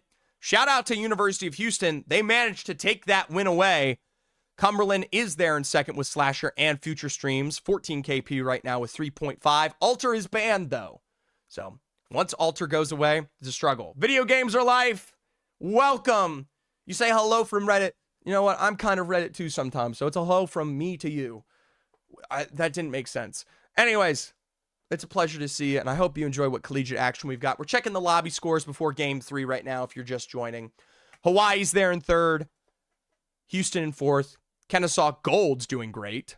Okay, CSU of Blue Fullerton, UCSC Chopped from Contenders are doing well. Naval Academy, Ottawa Garner, SC Blue. More Reddit? Swanky Squid, if you don't realize, I posted this on Reddit. I've been posting content for Collegiate on Reddit. So that's where some of these new viewers are coming from. Because Zephyr is trying to live his life around content and not work a real job. Anyways. Current failures in this lobby. Western's struggling. UCSD Gold with Lucian are struggling. You've got Temple Cherry, no surprise. UT. Yeah, I mean, most of these we kind of saw coming here. All right. Let's jump on back. Caustic will be banned. Taking a look at this lobby's next jump to World's Edge. Before we get into game, Fisher Esports will be playing Mirage next to Minnesota Mavericks. That is a double top 10 team right next to each other. If you're Fisher, you've got Calgary, RIT Orange, and FSU. And we'll see how it goes. Okay, University of Utah over towards that launch site area. They've got the Farmers, West Virginia, and Bellevue all in front of them here. That's a very tough rotate out of zone. A little bit more freedom up towards the northeast. Purdue, USU, Arkansas, KSU Black, TAMU Maroon. That's not too bad. Southeastern, TMU Bold. That's a pretty free northeastern side with Illini and St. Clair cutting that off. It's really this southwest that's tough. Come live in my upstairs rent-free and grind content. You know, it's a potential. If I can't make things work, sure. Are you casting NEC and Contenders tomorrow or just NEC? I'm casting both of them, small guy. NECC, Northeastern Collegiate Conference, they've got their own league. And then Contenders, which is the tier 2 of Octane. So I will be casting that starting at 12 p.m. Eastern. And so we'll be going 12 games straight. Didn't even read me offering wobbles. I'm not good at reading. Okay. Got room for 2. Yeah, let Jayhawk and me, we talked about this, by the way, with Waco earlier. We were talking about moving to Waco as a group and just making a content house in Waco, Texas, with Jumba, Jayhawk, Wyatt, myself, you know, really going in deep, buying a house and just making it the Apex content house. All right. My dream is to buy a big house and just create a complex of people I know making stuff. Isn't that a fun dream? Sadly, though, you gotta have real grinders, okay? You gotta find real grinders. You should move to Southeast Texas. It's cheaper. True. Damn, can I come sleep on the couch? Let's get Donnie in there. All right, let's get Moreover. Let's get Donnie. Waco's cheap as fuck. Yeah, Waco's really cheap. It is, I mean, it's Waco. It's the home of Baylor, but it is a college town. All right, most college towns in Texas are pretty... Yeah, it's also, yeah, Jayhawk's right. It's a nice drive to either Austin or DFW. Minnesota State Mavericks. All right, let's talk about it. There's nothing in Waco. All I need is my computer, OY. I never leave the house anyways. Mavericks have all the control in the world here up against Southeastern, and you hope they're going to be able to rotate out. They are at least on blues. This is going to be a sky hook finish. Yo, OC Risen. I hope I'm saying it right. If I'm not, I was gonna say like hang me, but don't. All right, whatever. Thank you for. All right. Purdue Black, they're running and gunning it and could be chasing Tamu Maroon. There's a big separation from that roster. Let's jump on over to the Tigers though. Fan favorites in the lobby, and what could be another knock here in a second. RIT Orange facing a couple of heals, and oh shit, it's Fisher. RIT, you picked a demon to run into, and you better have some holy water because this could be your end. A couple of long-range knocks. Dom to crack coming through on the other side, and for Fisher, it's literally seconds away from the end here. They are slowly encroaching upon the place you call home. Slothulas with the first knock. A dive around the back says, not Rowan is not here. One last remaining member for RIT, and it's none other than Jack. Little couple long-range shots here, and this might be the first team eliminated. Come on, boys. I don't know why I'm sharing this on. I don't want Purdue to, or I don't want them to just fucking send it. Oh, they gotta hear that. Dom Jukrak's gonna run away. No! Ah! Shit. Well, if you're a Tigers fan, the kitty's back in the cage for the first game of World's Edge. It's all said and done there. Most teams are moving towards Skyhook, and remember, Skyhook allows for a lot of teams. If you've watched Pro League, you know that's the case. But for a lot of teams in Collegiate, they want to chase KP, because chasing KP is a very real thing. It is a excellent strategy. CT Plays from the University of Utah will find that knock on FPS Aether here in Calgary, but that does mean you are making yourself uber well known here. All right, one bad take. And we'll see how it goes. Calgary are able to get that reset off. Back up to height for now. Utah does have another team at their back. Woo! 98 from Narwhal Boy, and it's none other than the ISU Farmers. Soares will get sniped out here from the UCF Knights, who are even further back in that choke. Group T and not Koryu, they're going to try their best to get out of here, as we're seeing trade for trade. Carvister with the knock onto CT Blaze there against the University of Utah, and it's a mess. Bellevue are going to hold and at least cover the northern side. But Mobius will get chased out here. Another double knockdown, and it is Narwhal Boy to remain for Utah. And Bellevue will find you. Quick rotates away means Bellevue are there lying in wait. Now may turn their attention towards Carvister and the likes of Calgary. We'll see how it goes. Goth, by the way, you're going to see a lot of knocks in the kill feed for a Skyhook zone. It doesn't mean anything's happening, all right?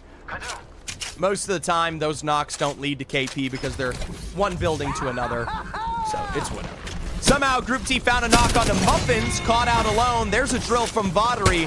And single-handedly, Collegiate Thanos is finding the end of Bellevue here. A 2v3 situation. It is a big separation against the likes of ISU State. So this isn't the perfect situation. Oh, I'm hearing that revive up above. Bellevue's going to get themselves situated. I got to say stop. I got to stop saying situation. That was bad. That's 3 times in a row. I should be shot. All right. ISU Farmers, they've let this one go. Muffins will be brought back into life. Exodus, Tamu, a couple other squads so far away.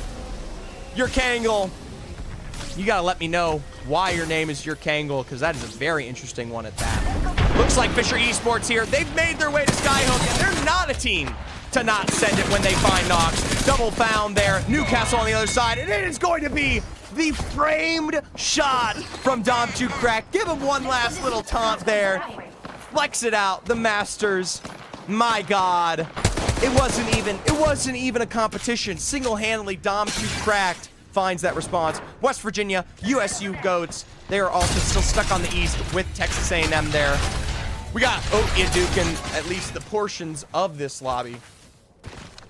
I mean, Tamu Maroon's gonna keep rotating towards zone. I mean, we got time. All right, I got time. Purdue Black, by the way, up there towards that northeast. Not quite in Skyhook yet, but remember, there should be a space for them in Skyhook. Purdue is a roster that can get themselves that north side and should be fine. St. Clair Saints, they've drawn the attention of Fisher, and that is like drawing the attention of a stinky fish. I don't know what that means, but it is the words that just came out of my mouth. St. Clair trying to rotate to the outside, but Sloth is there to cover the reset for Dom2Crack. And for Fisher, that means you're dead. Golden's already leading the Maggie ball upside. The reset's coming through on the other end. The re-knock is almost immediate there, but no, it doesn't actually happen. Finally, it's Lucky and Rusty for the slow heal. A peek around the knockdown means that you're one member remaining. Fisher, though, they want to play this safer. They don't want to go down to a tight 1v1. They're going to get themselves back to the edge of the map and set themselves up for TMU Bold. They got their own fight here in Skyhook. Purdue, who's just gotten themselves in, must have drawn the same building. That's going to be another knockdown on the Balling Cat. And for the rest of Purdue, the Boilermakers train could be crashing and burning. Down below, KQL point blank. The Mozamblickies don't get the job done. Waukese to the outside here. Tries to get the tack going. A bounce off the wall. A triple take point blank. And is going to be trade for trade against Xylo out. But Xylo out! Oh my gosh! Shot from St. Clair Saints. Purdue goes away just as quickly.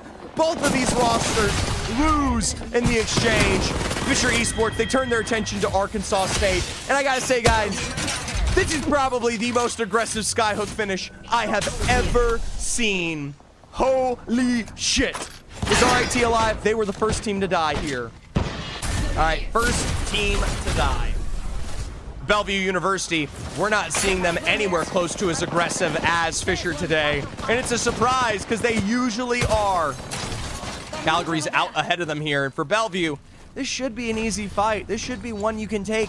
You can look like a Fisher, all right? And I'm not talking about the activity of catching fish. Sloth with a knock onto a Bezzy against St. Clair Saints. And we're back to Fisher because this will be a full send here in a second. There's the reset, and already this time around, you're looking a hell of a lot better. Dives into the walls. This is tough. St. Clair Saints, they don't even get to respond. There's a Sheila on the outskirts from Florida State. And my fucking God, Fisher, they almost go down to that one. 13 squads, by the way, round 2. 13 squads. Okay? Careful. Dude, having Fisher and Bellevue, and I'll say this, guys, this will be better, though, next week because the top 10 from both of these lobbies will be moving on to an upper lobby next week, right? So you will see the best teams go against each other more regularly this season. All right, so that's good. UCF Knights, they'll though face a knock to Bellevue, and this is the first chunk of KP that Bellevue has sustained since their take on Tree here. They're gonna get that full thirst on to phase as, there we go. We'll see if the rest of the UCF Knights are going to be the next pickup. Dom2Crack just got a knock on to Tamu, and Texas A&M are gonna be dead here in, yeah, just a couple seconds. there's literally no chance to switch quick enough. It just happens that fast. Now Minnesota's going to get sniped onto ISU, but that doesn't mean ISU is going to be good. Which players made it to champs into Pro League? On Bellevue, Vattery was on Oversleepers in Pro League. And they also have Jukesy, #1 ranked grinder, my goat. That's a big one. Muffins was also old school Pro League. You'll remember Muffins from Complexity. All right. And then, yeah, nice, thanks. There's also other ones. Dallas plays on University of Southern Mississippi for Orin Esports in Pro League. Golden plays for DGAP on Fisher Esports. He was also on Elevate for a long time. He's played at LAN before. I mean, but video games, you're finding out the problem with this lobby. You've got, oh my god, it's Fisher versus Bellevue. Okay, this fight actually matters. Good versus good. Thermite there for Dom2Crack. The Lifeline Ultimate's going to give them at least a starting success, but Dom2Crack gets the response on the Vattery. A quick slide around the other side, and Sloth is teleporting through here. A turnaround on the Muffins, and it is just Jukesy. Fisher.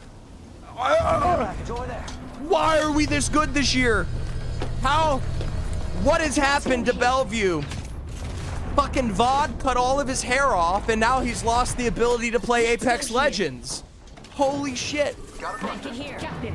11 squads remaining going into a round 3 close.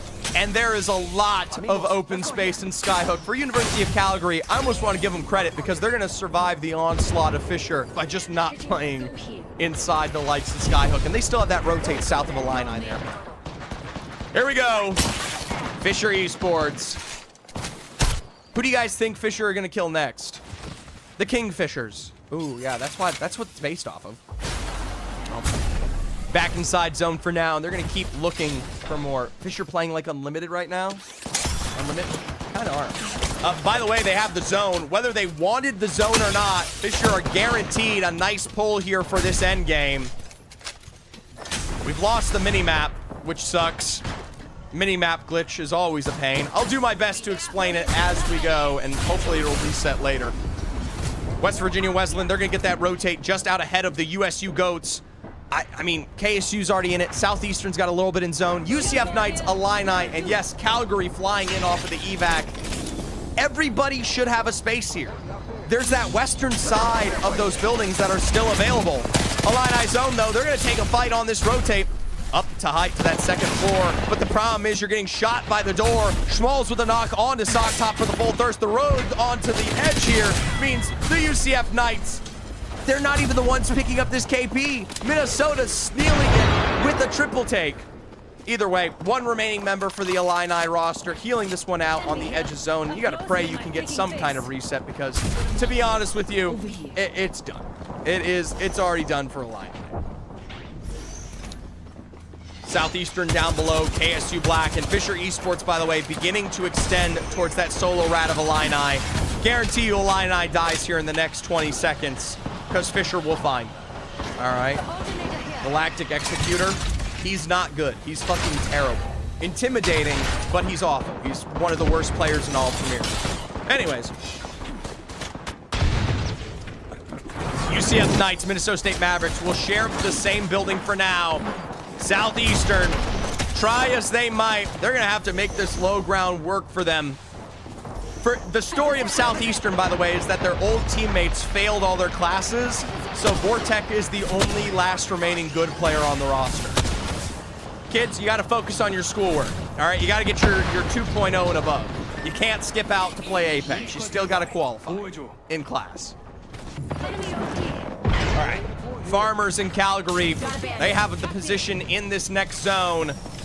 I worry for Farmers because Fisher's likely going to take it to him here in a bit. West Virginia, though, with a couple of sky nades, and I wish they could cross this one. YNB is looking for it, but god damn here. We'll see if they even have the time. USU Goats, Jesus Christ. I mean, this was the prime situation, but you've let them heal up.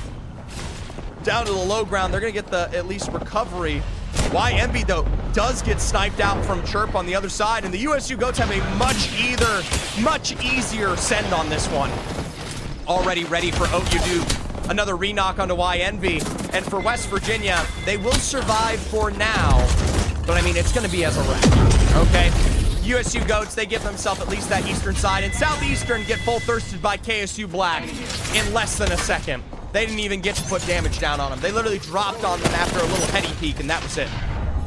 FSU, low ground for the center building of this next zone. University of Calgary on that second floor, the stacked of situations. University of Mavericks, Minnesota State Mavericks.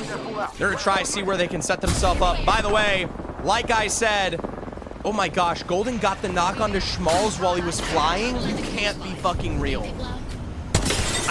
Whatever. Fisher Esports, they'll take the height away above ISU and right against Minnesota here. I mean, a couple of good nades could be your end game. Meadsy's gonna get a knock onto Dean PS, which will send West Virginia out here before we breach into our top 8. Not Koryu with a long-range send onto the Utah State roster. You got to be careful because the minute you extend here, you could be down. Dom 2 crack with a Kraber shot, and ISU Farmers are still looking for this. There's the crack, the climb up from Group T, and there's no way to get inside against the Rampart. I told you Fisher were going to shoot you in the back.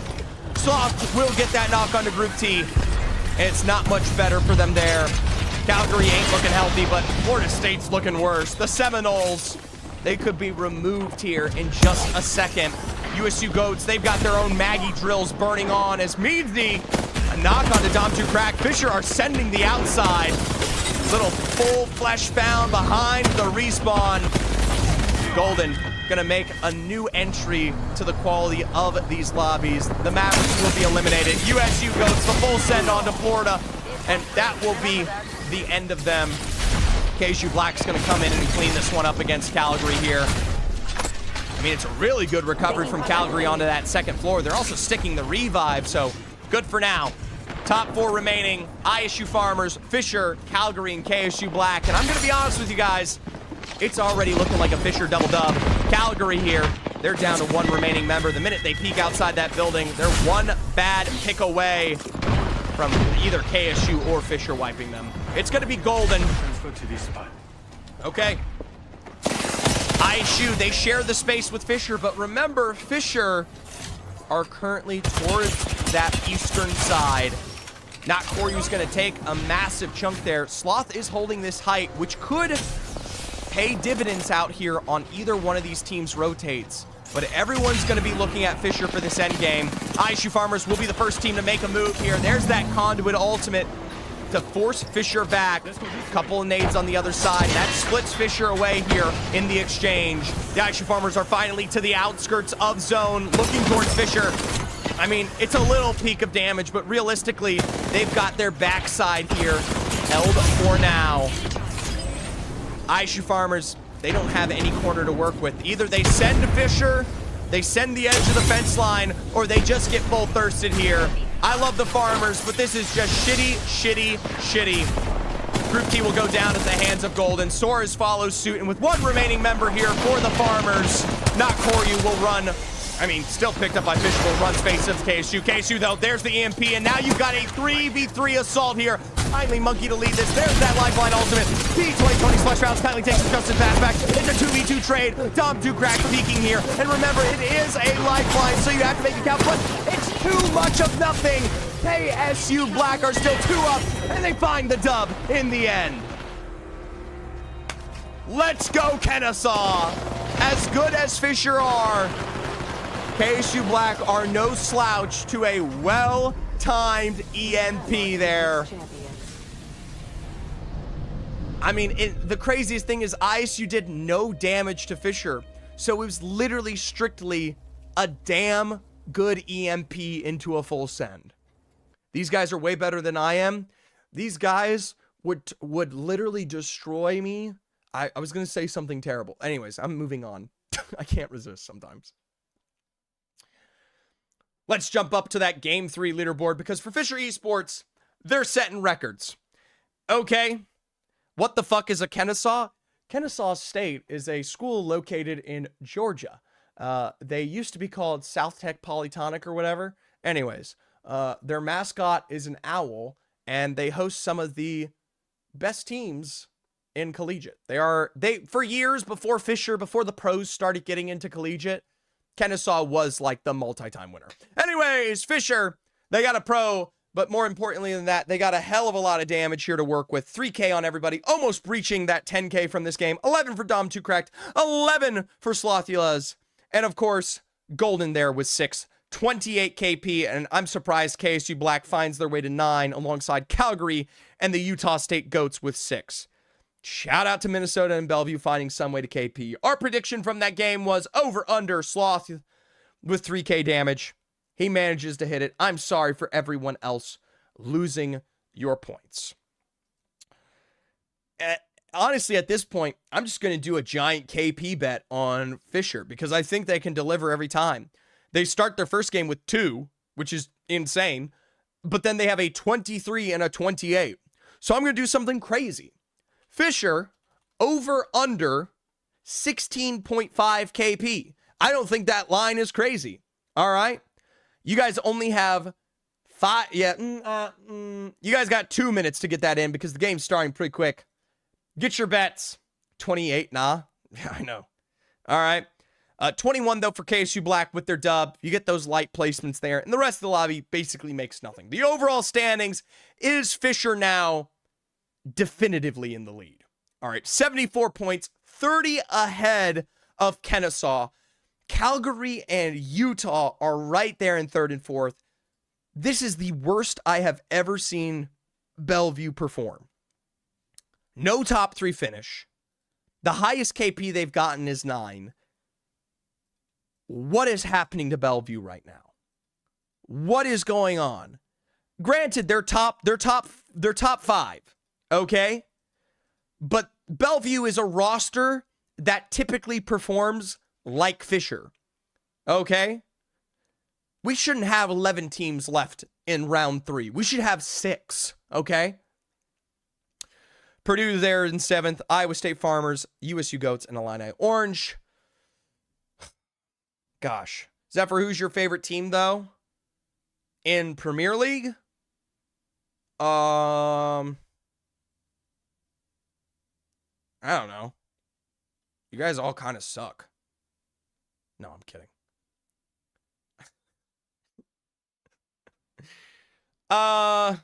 Jesus. 35 seconds, by the way. Get your bets in. 16.5 for Fisher. Who's my favorite team? What place is TAMU in? 19th. They're tied with 1 point against Arkansas State. It's not surprising. RIT versus TAMU for favorite team. TAMU's not my favorite team because they're failures right now. And until Texas A&M evolves past their state of complete abject failure, then maybe they'll be my favorites again. But for now, they're nothing to me. The Aggies have to earn my respect back. The jump, they were in contenders last season. I know the jump from contenders to Premier League is a lot, but they have all the resources in the world to become a great roster. So, they're not my favorites for now. If I had to pick a favorite, probably the ISU Farmers. I'm a simp for Group T. Sorry. I just love Group T. I do like Minnesota State Mavericks. I do like KSU Black. I do love West Virginia Wesleyan. Okay. Fill me in. What did I miss last game? Abject Destruction 37 from Fisher Esports. We're going to go to World's Edge one more time, and hopefully this time around, the teams learn to run away or at least get some other strategy on the board, because getting Fisher right on your haunches, what can you say? What can you say? Now, who's your favorite contenders team? ISU Haymakers. Where is SJSU placed? They're in Lobby B right now. Quick check in Lobby B.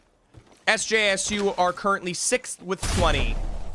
It's Cumberland with 60, Southern Miss with 53, Hawaii with 29, and Ottawa Braves with 25. Their lobby quality is a 5.83. Ours is a 7.32. I think that game was considered a 7.82. I don't even understand how that's possible. All right. Back-to-back Skyhook. Where is UNCG? No. Show the other lobby, home dog. All right, you guys get 2 seconds of the other lobby. 2 seconds of the other lobby because nothing happens in the early game anyways. Cumberland 60, Southern Miss 53. There's Hawaii, Ottawa, UH Red, SJSU, KSU, UCSC Chop, University of Ottawa Garnet, CSU Fullerton, US Navy, Western Outlaws, UCSD Gold, Utah Summit, UT Orange, Guelph Griffins, MSD Gold, William Mary, Temple Cherry, and Alabama.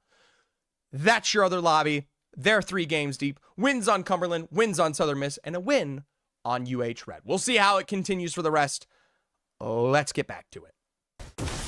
Oh, look, Schmal's got a drop onto Onodera here against Southeastern, and this is the full send that we saw not result in much else. Galactic Executor will be dropped just as quickly, and that leaves, yes, once again, Vortec to try and make this one count. Void Exper, or Void Experience. Thank you so much for the follow. Yo! Purpanalicious. Thank you so much. Show Galactic Executor. Didn't mean like that. The monkey paw curls. Okay. Hey, it's KP for Texas A&M, and they might have heard. Oh God, could you guys imagine if I was coaching Texas A&M? If I was Texas A&M coaching, I would be so. Oh, Southeastern was wiped out, by the way. The monkey paw, it didn't curl. It did that thing when a spider dies. Okay. Man, I wish I was coaching Texas A&M right now. I would whip those boys in shape. How do you pronounce Joaquin? It's Joaquin. Kind of like Joaquin Phoenix. It's just Joaquin. All right, let's focus on the games. Fisher Esports, they're trying to make a name for themselves, and I think they've already done that and more. Calgary were the one and only team to actually get a wipe on them in a previous game, truly. Like, early. Okay. Bellevue did find a knock here in Harvester but a second ago, and with this long-range Havoc in play, well, you can tell VOD ain't cheating, but he might be fraudery. Still, long-range shots could get the job done here for the Bruins, and the UCF Knights are still missing out on one. Vottery's going to cover that distance ASAP as Arc gets a full knock drop onto Tharquetian for Purdue. The Boilermakers have been getting chased out here by Texas A&M Maroon. I think Texas A&M's actually going to get a full wipe. Let's transfer to that way. Extended light mag here. Level 2. Jukesy is the cheater. My bad, I forgot. My apologies. All right, you Duke. They'll find the last remaining member of Purdue, and if you are a Boilermaker fan, I'm sorry. Ain't shit, bro. You know what? I'd love Vottery at Baylor, but Nebraska apparently has school systems. So. Yeah, let's go over there. ISU Farmers, you can see them on that light holdout. I don't think Utah's going to get the full punish on them. Remember, it's a round 1 close. ISU can take a multitude of paths to get them into zone here, and who knows? Maybe a good swing of the EMP could be the go button, but now with that zone ticking against them, yeah, just rotate. I'm a little sad the ISU squad is facing some difficulties here, but it ain't the end of the world. For Texas A&M Maroon, they are building up the Zephyr respect again. All right, they got a Illini Orange out ahead of them, and that could be a potential KP. Is RIT alive? Yes. The Tigers thrive. Fisher Esports, they literally are negative rotating to pick up KP. We saw them full send or hold this out, and now we are moving away from the pull of this next zone. Granted, whatever. Sadly, the monkey paw curls, Taunty. You bring up their name, and they find themselves the next. Well, actually, this is kind of nice. Fisher Esports just third-partied Calgary's position, which is going to allow RIT to potentially reset here. So who knows? Taunty might have just saved them. Calgary's going to make their way back towards the Mirage Etoile, and that will be a height difference maker. But it is a drop to the low ground there with Slothulus putting in some serious damage. Okay, so we will see. Jukesy with a Jukesy with a long-range knock onto Goth there. I say long-range, but an R99 is a point-blank missile. And should I even cast this? Chirp goes purple. And for the USU GOATs, the minute I see a single knockdown from Bellevue and it's a point-blank range, you might as well already be done. All right, T-Tigers will take to the sky to get themselves to safety there. A couple of nice shots, and I'm surprised Dom2Cracked is able to track a flying rotate. That's just insane. They're going to get all the way over to Fisher. Yo, hey, Jayhawk. Pick a color, Jayhawk. Pick a color. Fisher Esports now, though. They know that Calgary is left alone on this Mirage Claw. And, buddy, the Harvester's destroyed. The rest of the Calgary team, they're not going to be much longer for this world, because here, when Fisher decides you are to die, you are dead. We are point blank running into Slothulos there. FPSA, there's Thurston. And for Calgary, we're back to the gray screen. While I have a breath, I'm going to write Jayhawk's name down here because I love him, and also because he's subscribed. Guys, go check out Jayhawk's videos. He makes money from them and gets to not work a real job. Kinda. You should support him.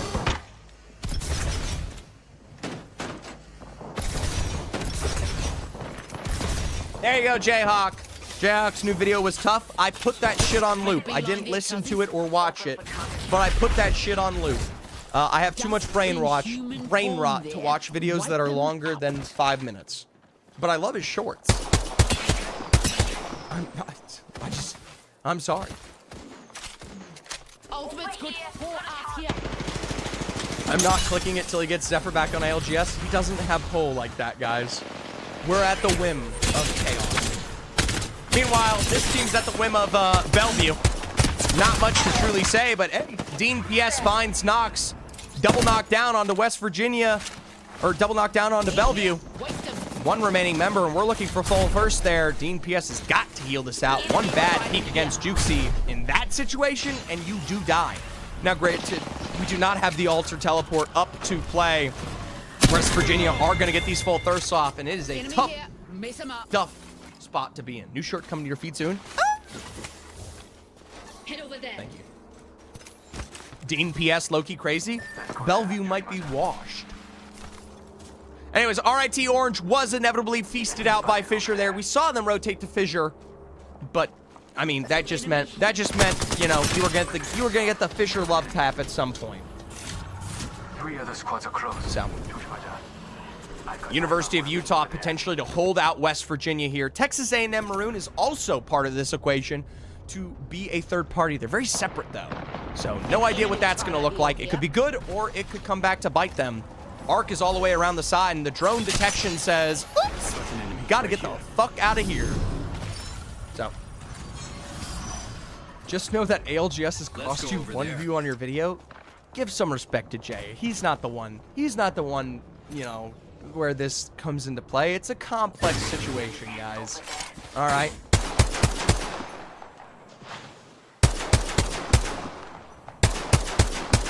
Dom hit more shots on a rotating sky flying RIT than a Octane. So, I'm watching some illegal resets, Zeph. You might crash out. Terrifying. Never the place or thing I want to hear from OY, but you know what I like to hear? The fact that Bellevue is back into the paint. They get to prove that they're not washed. They're dirty, disgusting, and more than ready to take a couple of good fights here. West Virginia Wesleyan are also back into it. So I like this from the both of them. ISU Farmers, though, that are rotating into none other than the greats here. Group T is still alive, and a couple snipes out and away from what I can only assume is West Virginia is a pressure to deal with. There's Bellevue still on the other end here. Suarez getting sniped out as well. Bellevue, by the way, they got to make a couple of decisions here in a little bit because that flesh heal is going to tick eventually. Not Koryu, the last remaining member here for the Farmers, will be forced to play the respawn angle as now we turn to a couple full thirsts here for Bellevue. That's 2 extra KP in the chamber for a hopefully thriving Bruins roster. Utah, West Virginia, Tamu out in the east, Fisher playing into Skyhook from the south side, and it's only Collegiate to be a place where you fight. You fight outside of zone like this. St. Clair Saints have got their own pressure ahead of them here. Lucky is, well, living up to the name. A lucky shot. If you take extra slot Canes, you are a bona fide psychopath. Literally absolutely insane. KSU will go back to bite, but not before West Virginia found a single knockdown onto Texas A&M. Arc will be removed here and is getting stuck on a revive. It's up to Know You to hold on for dear life. A peek to the other side, and YMV showcases why she is a beamer. No KSU Gold. KSU Gold's in the other lobby, and they're doing pretty damn well, Travis. I apologize. They're in lobby B. Don't worry, you'll get to see them next week. Okay, Arkansas State's got a couple of shots there against West Virginia, and we'll see how that goes for them. ISU Farmers are fighting for the same space as Texas A&M room. Meanwhile, St. Clair Saints, the drop down will be a punish against University of Utah. Narwhal Boy, a fan favorite of Jayhawk, will be full thirsted out. The horn is shattered here, and for Utah, honestly not much better than that. CT Blaze, the only one left alive there. Could stick a revive, but for St. Clair Saints, they're doing a good job of holding this one out. Muffins just got a drop onto Golden. The wrap behind Fisher could be the return that the Bruins have been looking for here. Still though, Dom 2 Cracked is up, standing, and thriving. Slothula's as well. VOD is crossing this distance as fast as can be, and for Fisher Esports, they might already back up in a full third. There's an EMP on the other side, and it is not from either one of these rosters. It is a third EMP here. Bellevue up to height, a snipe from afar. Jukesy sitting on 50, a thermite from VOD to tick this one on the third floor. Jukesy does get the heal off as the drill comes through. Out to the stairwell. Jukesy is low.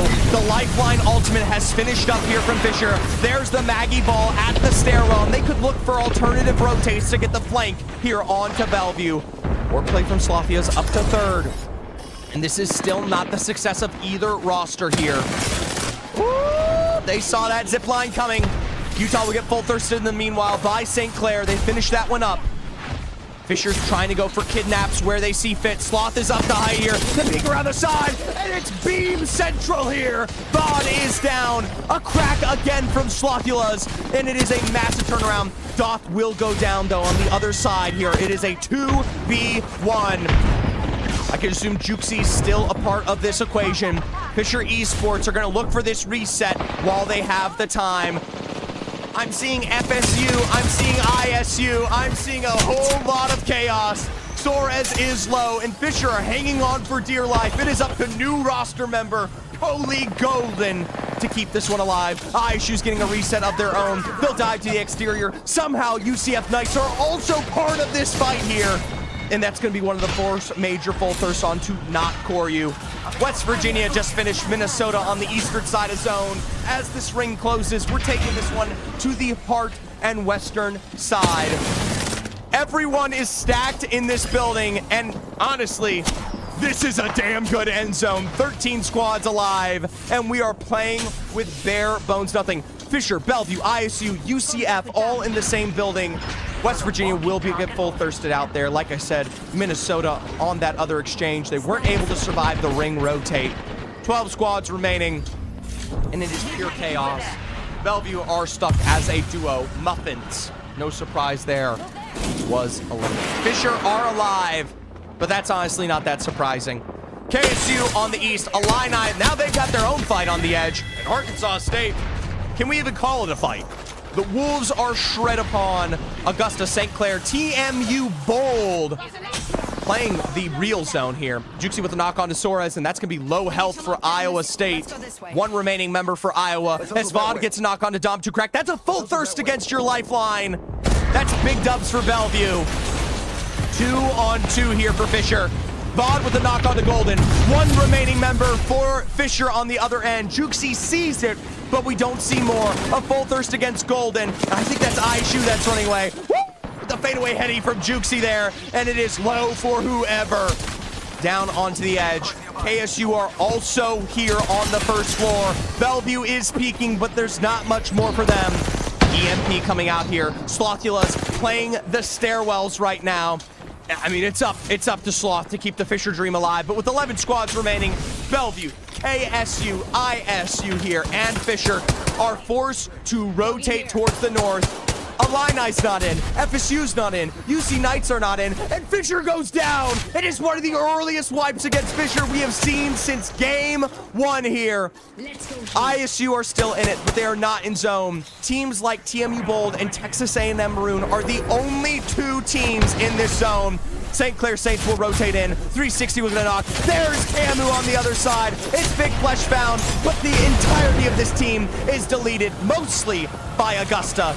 Tamu is going to stick a couple of resets as Florida State are holding out here against this long-winded try from Bellevue. Jukesy sitting on but 1. KSU were thirsted. Group T, I mean, we're gonna make this one count on the very, very edge. Augusta is right next to Group T. I don't know if they know it. There goes Bellevue from a couple of snipes up above from Florida. Illini will be their next focus for the Garnet roster. The Seminoles have got the portal available. Ooh, they've got themselves barely, but it's not before Valdini will go down at the snipe from UCF the FaZe. Right around the backside of the corner, Illini is now the punishers against this roster. A quick reset against Parksa, and they've done a great job getting these knocks onto FSU. They have no zone to work with here, but for Illini, the thirsts are all you need. Garnet's down, and we're 5 squads remaining. UCF Knights, ISU, Texas A&M, TMU. No, Texas A&M died to Augusta. Augusta, ISU here. I mean, Augusta have found you. I love Group T as much as anyone else, but you're just gonna get shot out. Top 4, Illini, Augusta, Duo UCF Knights, and TMU Bold in market. This is a huge return for any one of these rosters right now. They need these points like mad to get into the top 10 here. Maggie Ball has dropped out. There's the EMP from the other side. TMU Bold Zixlet is down, but KQ All is thirsted by Sloshy Medusa. 1 remaining member for UCF here, and they got to make their 2v1 count. Augusta's on the edge of zone. They bide their time with Illini Orange. Sloshy Medusa to the outskirts. Newcastle reset, and at this point, Illini understands that you are dead. 3 squads remaining. Illini's up. TMU Bold was never able to get the reset onto KQL. Illini's now looking on the market side, and Augusta are the only 2. I mean, Augusta's got the entire exterior of this zone. I don't know if they've got that castle wall. I just missed it, but damn straight, they got a lot of control. We'll see who goes for the full send here in the end, because this will be the difference maker. Augusta pressures Illini. Augusta pressures TMU Bold. They got to keep this up on either side and not face a single knock. 360 is low. You never want to see your fragger removed. A mobile shield will give Illini their cover, but they run straight into the Maggie drill. It's going to be TMU versus Illini. Watson fence line versus Watson fence line. Thigby is knocked here. Illini, they are stuck in the corner. The peak play is but nothing. There's a Newcastle reset potentially in seconds to go. And at this point, Illini is eliminated, but Augusta are healthier. From up on high, there's your cracks found. And with just a tick or 2 of damage from behind the pylon, Augusta are 2v1 for the run. A 1v1 exchange here. Knockdown v knockdown. It's up to Toasted Grilled for Augusta on one side. Mastiff play, gotta make it count. AQ all slow, a teleport to the other side, back to the exterior, a beam on the end, a crack, a switch with the G7. One shot would do it, but Toasted Grilled finds the dub. It was this close. We were. Oh my God. We were this close. Holy shit. Shout out there in the end. Toasted Grilled. I mean, you got the job done, but it was far too close for comfort. I'm going to get a refresh on this one. Game. Oh, this is the other lobby. Augusta Esports works away with the win at the hands of a good finish from Toasted Grilled. Mind you, 944 damage. Had to make that one count. 19 points. TMU Bold, they almost get their own response there from K-Call. Holy shit. And honestly, they might have deserved it. Either way, what throw turns into a glory for Augusta? 19v19. Illini with 14. Bellevue finally get their highest score of the day at 14 points. But Fisher faces their worst. 8 with 7 KP. West Virginia Wesleyan, same in that at least situation. FSU Garnet with 7. UCF Knights with 6. ISU Farmers with 5. And TAMU with 5. One of their best games. Zephyr, do you just switch POVs 5 minutes in advance and then cast what's on stream? No, I have 2 PCs. One PC has Zephyr's Observer on it. And then you got me, who is casting. That PC is hooked up through NDI tools on a 5-minute delay through a double OBS stream. One is actually recording it. The other one is replaying that recording in a 5-minute delay timer. That then gets transported through NDI to my monitor, where then I get to just cast it. So, I'm live. The games are 5 minutes behind. It is honestly not that complex of a system, but you definitely need the 2 PC to have a decent looking Apex, especially for someone that is not partner and doesn't get to play on big partner bitrate. Anyways, there's your answer. The overall, the prediction. Sorry, predictions. Over under 16.5. Sadly, it was a bad bet, but most of you saw it coming. Let's go for, we'll do a team pick here in a second. The overall standings, Fisher Esports with 82 now. KSU Black with 46, Bellevue with 42. There's Calgary and Utah. We've seen that. Minnesota State Mavericks. It is the return, though, of TMU Bold and Augusta and Illini to get up to 7, 8, and 9 here. ISU Farmers hang on for dear life. We are beginning to see some major falling efforts from great teams. West Virginia struggling. USU Goats, they're okay. I mean, some minor surprises. Really, West Virginia Wesleyan and Purdue are the 2 standouts. They're on the cusp, but I really expected them to do a lot better. YMV has 3,400 damage. Dean with 2,800. They've just been, it's just tough. They're just not making it far enough in these games. They've got sometimes KP, but shit, not enough. All right. Speaking of West Virginia, why don't we make the bet about them this time? Does West Virginia Wesleyan hit top 10? Yes, no. Gonna put that on a 2-minute bet. Here we go. This is Utah's trial week. Good to know. Anyways, if they get into the top 10 here, that is the yes. If they're 11th and below after this game, that is the no. We got 2 more to go. One real quick trip on the drops. For Fisher Esports, we'll check with them first. In Humbert Labs, if your name is Augusta, SCC, or even Bellevue, you've got some very, very tough rides ahead. Fisher is right alongside you and can be a threat at any given moment, and will be looking. KSU Black's right there as well, so you got some incredible teams all playing that eastern side. ISU Farmers, all the way towards the north, are against University of Utah, who have had a decent day at that. The Minnesota State Mavericks are not far away from them. You've got them surrounded by teams like TAMU and Maroon and Arkansas, who need a lot of love. UCF Knights and Purdue, who are a bit better. Take a look one last time. This is the best that we can do for these drops. Most of the time, I know they matter, but they're also really boring to cover. So, tough shit. Vod and Dom are beefing in chat right now for fun. Oh! Matthew Moose! There you go. That's the best I can give you. Let's hop on to our penultimate game here. 52 seconds left on the channel bets. Top 10. Will West Virginia Wesleyan jump into it? Most of you assuredly think yes, but there's a good chunk of you who also think no. Get your bets in. This is going to be the second to last. That's what penultimate stands for. And of course, quick band check. I see Newcastle. I see whatever. I assume it's going to be the Altar finally. Altar survived too long. Yeah, Altar's gone. We saw double control legends in both that of Caustic and Rampart. Finally, the Altar. So safety and aggressive plays. Teams like ISU and Fisher, who like to really get in there and then kind of... Actually, I don't even know if ISU plays the Altar. No, they have. They've been kind of mixing with it. Both Soreds and Group T played it.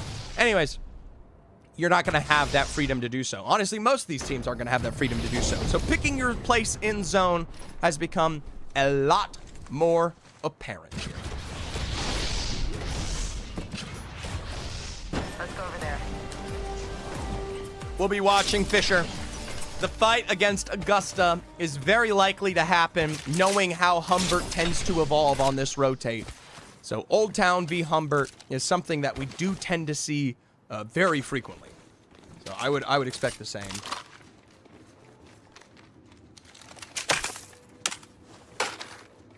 I don't know why my Twitter stream never works anymore.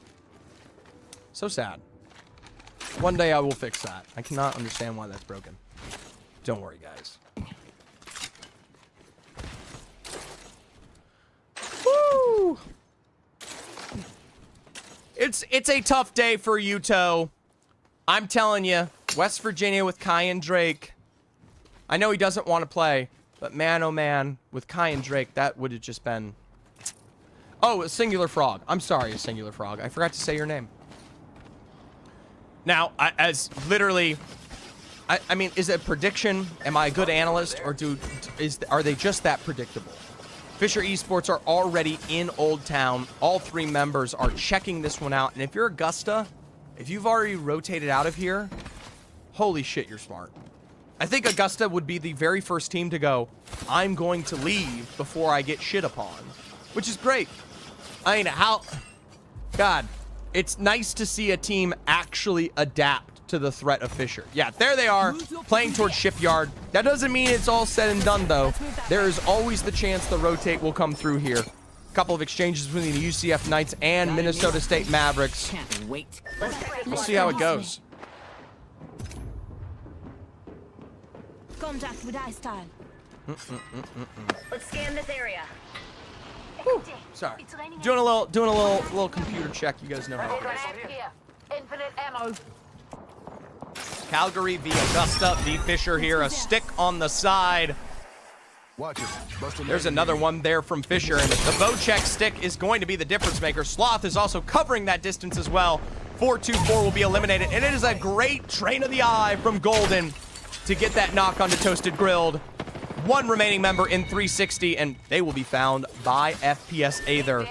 Augusta, it was a great rotate, but you should have kept rotating. I know you run into Calgary, but Fisher is just that predictable.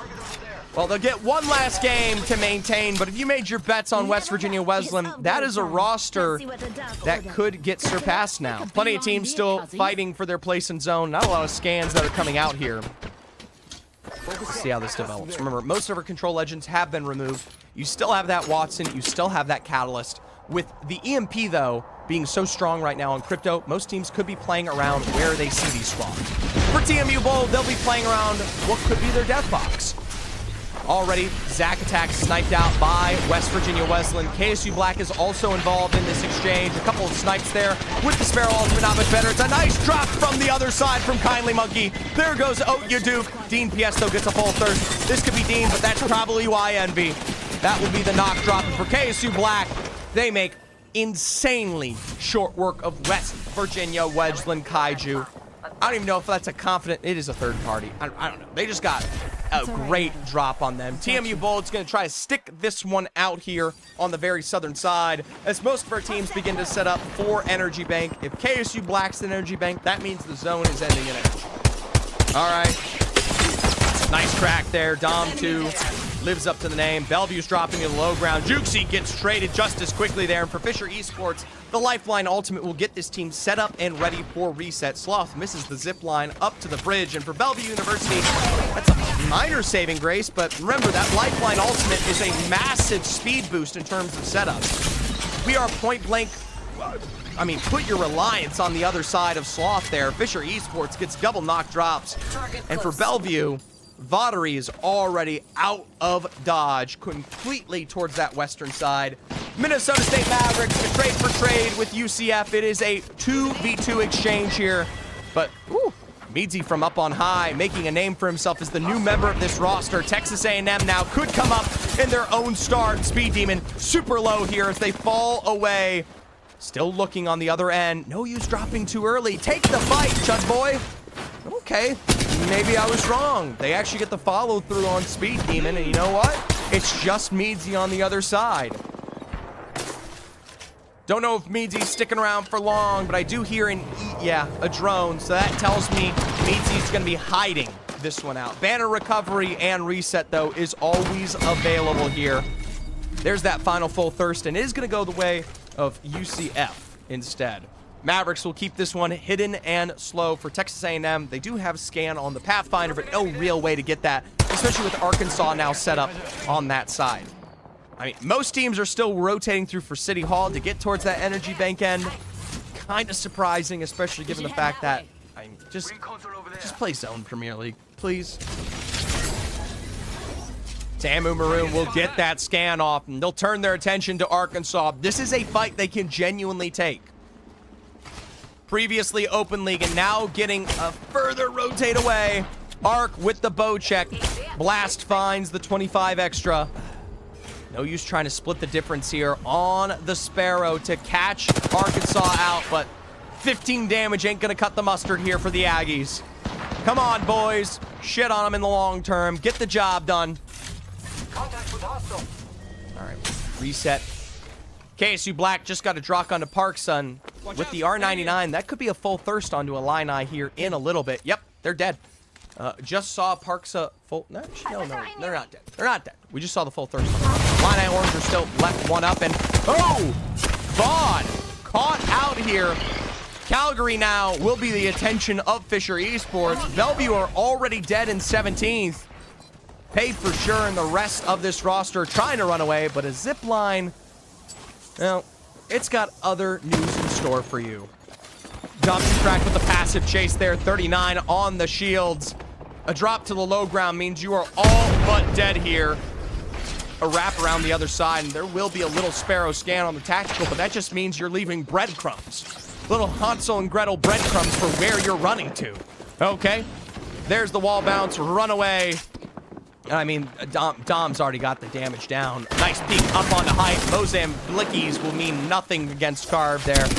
Dom's gonna get the full thirst. There's the shield swap, and I hope they went separate routes. Yeah, Calgary's down for the craft, and honestly, could be looking pretty darn good here. Minnesota State Mavericks just got the reset off for themselves. Shout out to the likes of Meadsy hiding out and away. Texas A&M Maroon, though, a little bit healthier with no U and Arc on those perps. Trap will fly this one through, and they've now got the choke ahead here. Schmalz has not had the time to re-heal, and I think... Oh, it's just Schmalz. Schmalz is dead. Minnesota are split apart.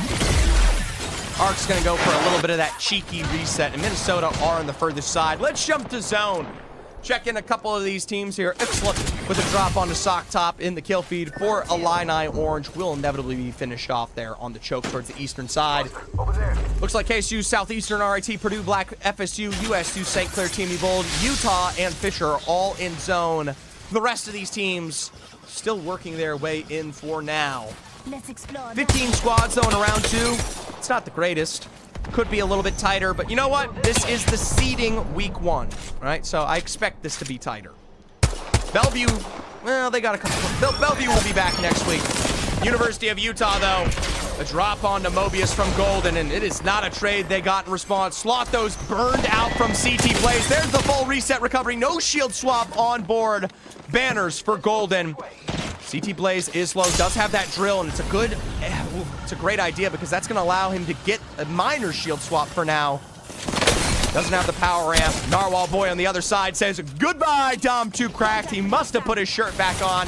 It's up to new roster member Golden here to get the response they need, and Utah is no slouch. Even without Mez, they are still oh so very capable. We're going to stick a light reset as it will be Golden going for the banner on City Hall there. That is not a dead Fisher, which means they are still very much in the game. Minnesota State Mavericks and EMP for it now, but no send to go with it. University of Calgary to be choked out. Will rotate through the eastern side to give them safety here. Minnesota could hold this out, but I don't expect it. Now we got this light split of the zones here. Sometimes this plays over towards Purdue's side on that southwestern. Sometimes it's a little bit more directly towards the northern edge where you see KSU Black and Southeastern. I'll bet my money on KSU Black. They don't tend to be wrong. Texas A&M Maroon, though, this is the full send fight there against Fisher. And Tamu Maroon ends the run of Fisher here. That is an early death for Bellevue, an early death for the likes of Fisher. We're going to have a very good game now. Your absolute aggro squads are no longer in it, and things could definitely slow down here. Minnesota may be saying otherwise. They're looking at this late rotate from Calgary, and Schmalz up on high could choke things out. I don't think they're going to keep this rotate forward. Woo! Little drill back there. Pressuring for now. Calgary has got no flesh to their name. I mean, the rotate, it's likely not to come through in a way that matters. Aether could literally almost go down to the edge of zone. A couple of good tacks, and Minnesota Mavericks should be able to choke this out. I love their separation to cover all angles here. Texas A&M is going to face a drop at the CT Blaze, and the University of Utah could be wiping out the Aggies here as, well, Calgary's up to height. FPS Aether is still separate, and Mavericks are much, much more healthy. There is no health reset, and Minnesota, they're going to leave Calgary behind. We'll look towards St. Clair Saints because the EMP should allow them to push this one forward. There's going to be the castle reset, so no nades in play. A couple of good walls back up there. The mobile as well. TMU Bold, full thirsted by the ISU roster, but ooh, we are threading the needle on the nades. I don't know how the second one didn't land, but you know what? Apex be janky. Couple of shots there on the side. That mobile shield will be going down in just a second. Texas A&M double knocks down as Utah should full thirst him, but Jack the Ripper goes out at the hands of Rise here. There's the reset with the Newcastle, and you need St. Clair Saints to step up here. Another knockdown onto NT Rose. The rest of St. Clair are stepping up. There goes Rise, and it is up to Jack the Ripper with no help to survive. We said goodbye to Tamu, now we say goodbye to ASU. We got a four-way split between the buildings. Southeastern RIT there, KSU Black, and Purdue. Building on all four corners here. No, we're not bouncing balls. We are playing Apex. Minnesota have gotten their way into zone, and the only thing I would have liked from them was a quicker finish on the Calgary. They might have gotten a couple of health to work with. RIT's game to win. Right here. We'll see, Clam. I'm hedging my bets on KSU Gold or KSU Black. They are a quality team, especially in these types of end zones, and they are the next best team in this lobby. Now, Calgary was able to get themselves a bit of health heals, but remember, they don't have a reset yet. They did not get full thirst on anybody. They did not wipe a team, so their health heals are still really, really low. Okay, so they got a little bit of loot here, but FSU Garnet, Purdue in a good take, they could wipe them. But we'll see how they full thirst and send this off. RIT Orange on that western side. There's a lot of teams who are still playing this one on the very, very edge. Purdue versus FSU now on either side. FSU Garnet, the Seminoles are down below. Purdue Black is up on high. And they should be able to just save this. A Catalyst and a Watson are definitely a setup for either. Utah's not in, but should be able to give themselves space. Minnesota, a trained eye here against KSU. There is no EMP ready, but with those crypto changes, you'll be able to get one soon. Zone 4, 11 squads remaining. Teams like ISU and St. Clair, they've got a choke ahead to decide here. Koryu and Soares will lead, but a nice ton of damage from St. Clair on the other side. Could vote otherwise. St. Clair, though, are very low, and more importantly, are kind of partially separated. All right. St. Clair, I mean, they've gotten their heals off. They've got the scans to work with as well. EMP and Ascend. Okay, there's the EMP. It's successful. Lucky is up on height. Group T will go down. This is the same strategy we saw KSU win the final game, or that game of World's Edge, this third one. Not Koryu, and it's left up to the Phil Soares to survive here. I mean, textbook. Absolutely textbook from St. Clair Saints. Beautiful and perfect. Now, University of Utah, they'll start this early low ground fight against FSU. Remember, Purdue is up above, so this has to be perfect. Full knock drops. Mobius, a previous Apex South Pro League player, and Utah take away the Seminoles position. St. Clair Saints are going to be able to get themselves in the zone. 9 squads remaining, and they get themselves the low ground. And it's a low ground that will get them to safety here. Minnesota Southeastern to share a building. KSU Black, once again, that northern side, which will pay dividends. St. Clair down below. Teams like Utah and Purdue who've got to work their way in. For Utah, we're looking at potential threats here. The drills are going to pressure. Don't know if it'll come with a crack, but with nades ready to go as well. Mobius is already looking. There we go. CT Blaze with a couple of thrusts. Joaquin will go down to 1. The resets are coming through, but I know for a fact Utah is going to look for this. They're going to get shot in the back, though. Calgary, of all squads, has gotten them a chunk of damage there. There's the Sparrow Ultimate. If I'm Purdue, I let Calgary do this. Another Sparrow Ultimate down below, and it is so much damage against Utah. There goes Mobius again. UFC need this not just because they want the kills, but because the reset would be huge here. Purdue's going to leap to the outside. They're going to get shots in the back of Utah. And for Utah, now they are pinched here on the low ground. A nice peek for the 25 for Joaquin. A switch to the 30-30, and instead they will rotate out. It is slow for Narwhal Boy. All right, around the door. Tharquisha will go down. Narwhal is low. Purdue is going to pull this one back up. Where did Calgary go? Purdue with another peek around the other side here, and it's flesh found. Malika Keel, thank you for the follow. And Purdue are now getting shot out from afar. Calgary's going to cover the exterior here. And honestly, you know what? The slow play from Calgary gets them the Utah roster and honestly sets them up for a nice rotate in from the western side. We got a big exchange. KSU, VRIT. KSU's gonna stick a reset. There's the EMP as they blow out KSU Black. Walls coming in quick here. USU Goats. St. Clair's Rusty was caught out in the exchange. That's the best player from St. Clair Saints. And that's gonna be the full thirst from Minnesota State Mavericks up on high here. 7 squads remaining. The zone's still closing. You gotta wonder where Calgary are playing right now. Okay, they're very much right there. They're on the very outside. 3, 2, 1. Oh, we didn't hit the shots, and honestly, we didn't hit much more than that. Rusty's gonna get respawned, and you know what? Should be able to survive down below. Schmalz will get the final riot drill onto Purdue to take us to 6 squads remaining. Calgary shores it up tight against the western side. Okay. RIT, they tried to get the full wipe onto KSU, and instead the Tigers faced the end here. We got shooters, and now KSU gets the northern side of this zone to themselves. I know you guys love Jack, but there's no Jack to rack. All right. MNSU, USU here, and UFC are all stacked up there. A little court play coming out from what I can only assume is the Utah State roster. Give them the very edge of zone.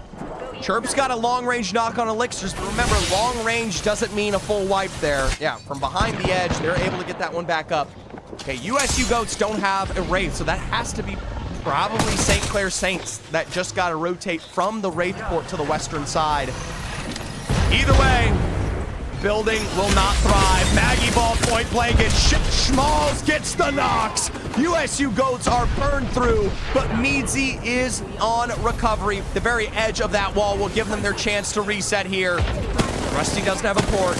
Calgary's on the outside. KSU Black on the northern end, getting sniped here on the very, very side. There's a couple of good nades to pressure back. Zone portals will get them the safety they need for only 29 damage. Limboxy on the other end, and a train die against Carpenter says goodbye. Maybe a full thirst. Missile strike from the other end. There goes Carvester. Hay for sure sniped out just as quickly. FPS Aethers now at the hands of St. Clair, but we'll get wipes on the other end.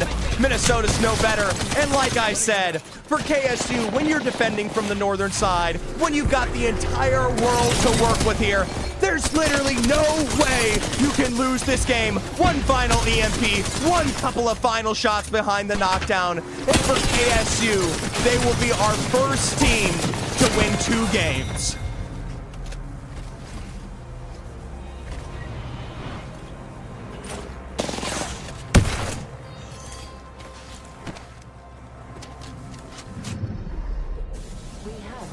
There is a reason this team is ranked so high on the power rankings among true pro league players, true tenured rosters. KSU Black, Limbox, Elixirs, Kindly Monkey are making statements for Kennesaw. Yeah, I don't know what that crypto mode is. Let's take a look at the scoreboard here because I asked you guys over under West Virginia getting in. Let's take a look at game 5 first. There's KSU Black. It's not an explosive game, but 26 points is still a great place to be. St. Clair Saints there survived a second. And you know what? 9 KP is no slouch either. Even the Minnesota State Mavericks with 9 themselves. USU, 10. This is a good KP spread here among these rosters. Calgary and Fisher picking up 6 on their own way there. Fisher does die in 15th, though, so it is only a 7-point finish. So 5 double digits. And, of course, I mean, ISU, TAMU, USU, TMU Bold, they're picking up some scraps there. Looking at the overall standing, West Virginia continue to drop lower, so it is going to be a no. Now, the top 10, we got to talk about it here. Because top 10, just to make this very clear, if you get the top 10 in both, this is seeding week. Week 1 is for seeding. If you get top 10 in either one of these lobbies, you move into a upper level lobby where you get more points for the playoffs. If you get the bottom lobby, you get less points. Okay, so you don't want to be bottom 11 right now. Teams like Bellevue and up are secure. Bellevue, Minnesota, Utah, Calgary, KSU Black, Fisher, they are good. TMU Bold's even a little bit sketchy right now. The cutoff for the top 10 is at 25 points. Even teams like USU Goats, West Virginia, they can come back from this in this last game, but they need a good game. St. Clair Saints just achieved it. A second place finish for St. Clair puts them at 18 out of their total 25 points. If they have another good game, congrats. You made the upper lobby. Teams like ISU, I mean, they've had marginal consistency, but Augusta, 19 of their 27. TMU Bold, 19 of their 31. It's not all said and done for these rosters, but this is going to be the last game, and we will be saying goodbye to crypto. No EMP on the board here for the likes of this game. Sparrow is very much alive if you want to pick that one. Valkyrie has been in it, albeit it's not, I think, the primary selection here. Sparrow definitely caters more towards what people would want if they want to play Recon still. There's Watson and Catalyst still good and ready to go. The Wraith for mobility, the Mad Maggie to pressure, and yes, the Newcastle for the wall safety. I'm going to ask you guys one final bet. Who wins the day? Fisher or KSU? It is a 17-point difference, but we have seen Fisher have some low-point games. KSU Black can get there. No, actually, that's kind of a bad prediction. Because it's gonna be them. Screw it. Does SCC retain top 10? Yes, no. You guys got 2 minutes to get that in. They're right on the cusp. Can they make this happen? Let's go, KSU. Let's go. Okay, Dean PS IGLing this one. Let's see what happens. Anything's better than 15 points right now. The other lobby, very quickly. Cumberland, Southern Miss secure. Teams like Ottawa, KSU, and UH Red secure. UCSD Gold, Hawaii, or UCSD Gold secure. Really, it's just a race between Hawaii, SGSU, Fullerton, Western, UCSD Chop, Naval Academy. They're all right there on the very, very edge. Galactic Executioner, 10k damage this game. I would literally cut it off if he did. The quality, by the way, right now is not bad. It's a 7.47. It's a pretty good quality for Octane. It's not a 10 out of 10, but it's pretty good. Let us jump into our final game of the day here. I'm going to pull up the standings on my second monitor because I'll tell you what, we're going to be keeping track of who falls to the bottom 10 and who makes their way to this upper lobby. Here we go. That's so insanely high for Premier.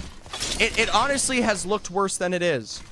6.5 game 1, 7.62 game 2, 7.82 game 3, 8.66, 6.72. Pretty good for Premier League. I'm very curious to see how next week goes when you have teams like USM, Cumberland in the same lobby. All right, 6, 7. Okay. Well, we'll be keeping track of these teams all game long here. I'll let you know which ones are definitively falling to the bottom 20 and which ones are hanging on for dear life to qualify in the top 10 here. Bellevue University, they're gonna be the first team. Do you think upper Premier or lower Premier will have higher quality? Probably lower Premier. Upper Premier is gonna have less teams in it that survive because the USM running around, Cumberland running around, Bellevue, Fisher, they're still all gonna wipe a squads in seclusion, and that can get pretty nasty. Move here. You don't have any high fraggers in the lower lobby, and so that's gonna be arguably more competitive. I mean, we are switching to switch here. Bellevue is gonna find a first knock onto Kindly Monkey, and for KSU Black, from winning 2 games to maybe already being out here, Bellevue could get the KP we've expected from them all day. Elixirs and Limbox separated for now, but need to keep this one running. Bellevue are right on your haunches, and West Virginia Wesleyan and Florida State could also be here as well. Texas A&M Maroon, it would take a miracle, but it is one they can pull off. They need to get a dub or better. Actually, a second place or better, third place or better, whatever it may be. It starts with KP, though. UCF Knights, they are 2 points ahead of Texas A&M at 16th right now. So it is the same question. A couple of shots there, and for Texas A&M, a little heal from the conduit on Arc. That's going to allow them to survive for now. RIT Orange is right behind them, though. They just barely missed out on that catch. Vod's going to get a knock on to FSU as we're going to see a couple of long range from RIT. For FSU, though, they don't really survive against Bellevue. Balvini's going to take the port back, but realistically, you're just going to get a single tap shot. FSU will be the first team eliminated, and in 15th overall, they will be in our lower lobby next week. Tamu Maroon, come on, Aggies. I wear this wing with pride, but for now, you are making me look like a chump. Couple of poor plays around the back. There's no use. Got to get these trades off. But Pay for sure with the L-Stars looking better on the Carby roster. Here comes Calgary right around the edge. And if you're Texas A&M, you are already running from this exchange. You lost it at the very, very beginning. No use going to heal this down below. And remember, I mean, things like the Sparrow, I mean, they're going to give you at least some level of understanding of where this rat is. For Calgary, they're stopped for now. Aggie ball coming through. It's a third-party exchange. Ooh, RIT is up above. And No You is just playing this as quiet as can be. Calgary is right alongside them here as the Minnesota State Mavericks and RIT could always explode into something. Shout out to Southeastern's Galactic Executor. Just got a knock onto Illini's Parksa here. West Virginia Wesleyan, I want success from this roster. OU Duke, though, is flesh found. Nice crack on the other side. Bellevue University's VOD will be dropped by the Stinger Bolt. There is no Newcastle. There is no quick reset. But Dean PS and OU Duke are eliminated. And with Y Envy, your last remaining member, West Virginia in 14th overall, will be knocked to the lower lobby next week. We can scan this area. Tamu Maroon, they get found out by Calgary. They're going to be in the lower lobby next week. That's 3 teams already confirmed here. I hope we get some survivors, someone on the cusp, because truly, I want this to be entertaining till the end. The race for first is also still alive with KSU and Fisher. But Fisher, we're going to see them fight for KP. A couple of shots in the choke there. Slotulus got to be very careful. Flesh on the other side of the equation. This is Arkansas from Open to Premier League and now against one of the best of the best. I love Arkansas, but I don't have a lot of faith for the Wolves. Maggie Ball's good from NT Rose. The follow-through's gotta be better. They just don't get the knock. Now getting shot in the side here. NT Rose is flesh found. Fisher are slowly assuming space. And reminder, that Octane was probably Bellevue. Contact. Yep. Vattery just got a heal, and you know what? Arkansas might have just led Bellevue to Fisher. Could be a good place to be right now. Still, on the interior, Bellevue chasing towards that southern side. Fisher Esports, if they die here, the chance for KSU Gold to steal first place is alive. Vattery sniped out, Flesh on the height there, a port away. Fisher are far more healthy against Bellevue here. A pin on the building. Ooh, 22 on the chase for Sloth. And for Fisher, you're gonna find Muffins. You're gonna find more around the back. You're gonna drop Juicy. And Bellevue are done and dusted. Now at 42 points, they are likely secured for the top lobby, but they are looking bad. For USU Goats, though, who have just been eliminated, they were at 13th and will be in that lower lobby. Calgary's got to drop onto the phase, and for UCF Knights in 16th overall, you're going to need to survive this one out just as much here. I mean, chase this one through the portal. Calgary's got all the time in the world on edge here to look for you. We'll see how it goes. I mean, they're already out of zone. RIT is not far away from this equation. For RIT right now, they are currently 18th overall. It's got to be a big turnaround, but it ends up with Jack being the first found. Harvester also got a snipe onto Sloshy Medusa against UCF Knights for Calgary. They are aggressively dominating both of these fights. Point blank jump scare here. Hey, for sure, somehow still alive. Comes at the cost of one. Not Rowan, the last remaining member for the Tigers. And a pin in the back. We'll say at least a bit of damage down. FPS Aether now in a 1v1 exchange here. Not Rowan, also left standing. Jack's gonna hold the door, but it really ain't much better. A drill from the other end as both RIT members are full thirsted. FPS Aether's gonna look for this revive, and if you're not Rowan, you have to punish this. Little break on that door. Do not break that door. You will fuck up. He has the knockdown shield for recovery there on the edge. Oh, it's a double knockdown. I mean, this is tough for not Rowan. I love this. Tactical to height. That's got to be minor advantage for RIT. Come on. Tries to stick the reset, and it's a big move from FPS Aether back onto the inside to use the double knockdowns. And that will be a difference maker. A peek to the exterior. Not Rowan on one. Somehow he is still alive as FPS Aether does not get it, but it's a trade for trade. Over there. They kill each other. Bullet for bullet. We should head that way.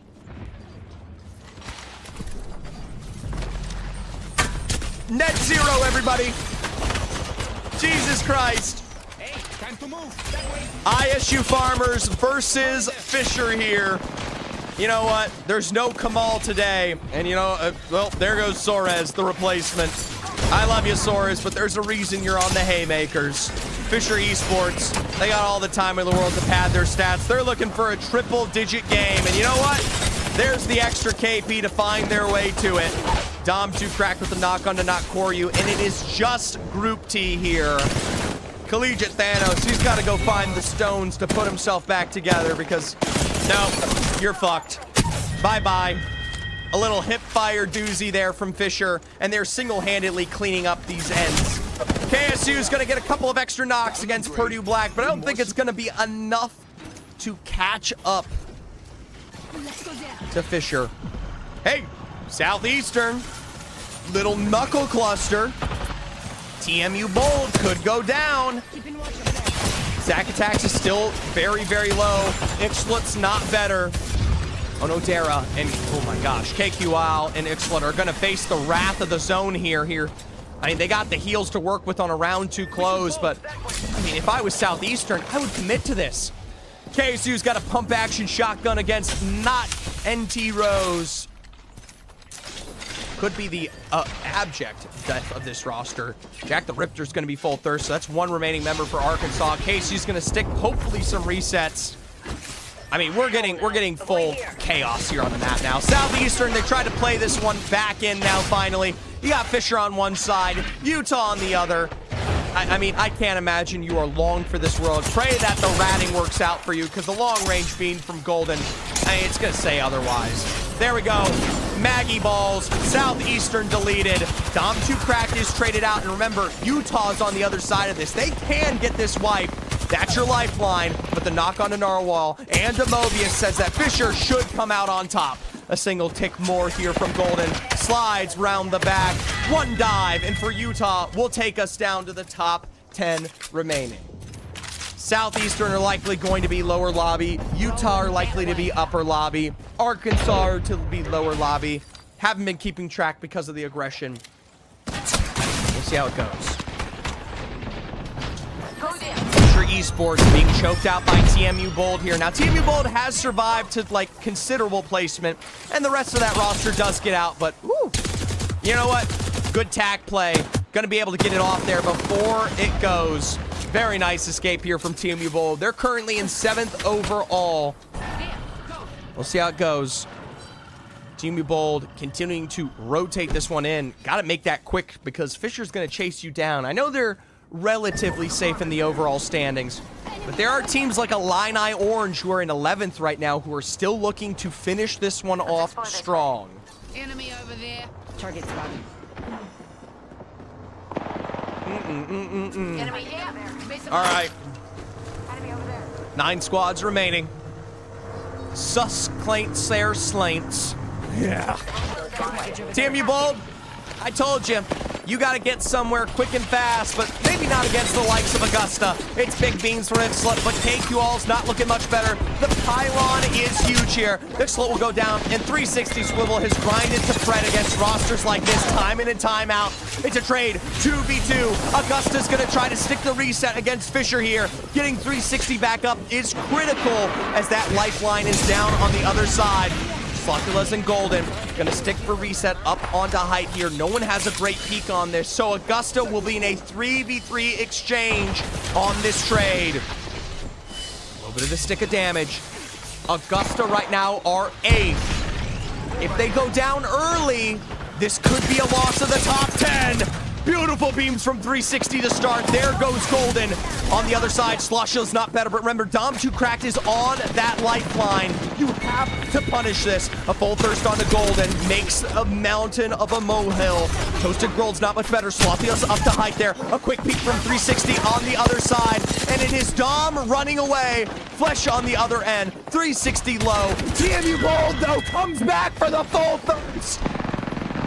TMU Bold, 7th. Fisher down now at KSU. If you are KQAll, you don't want to be caught by KSU Black. Top 7 remaining.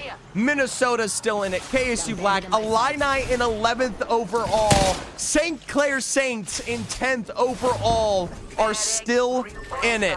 Going there. TMU Bold in 7th. We are chasing. Yeah, Augusta getting those might have been the end. UCF Knights, by the way, held out by St. Clair Saints here. And you know what? That KP, that could be the difference maker for them right now. Ure is on the very edge of the zone. KQAll, the same to be said. Arkansas are still in it. Crews over here. Arkansas have survived.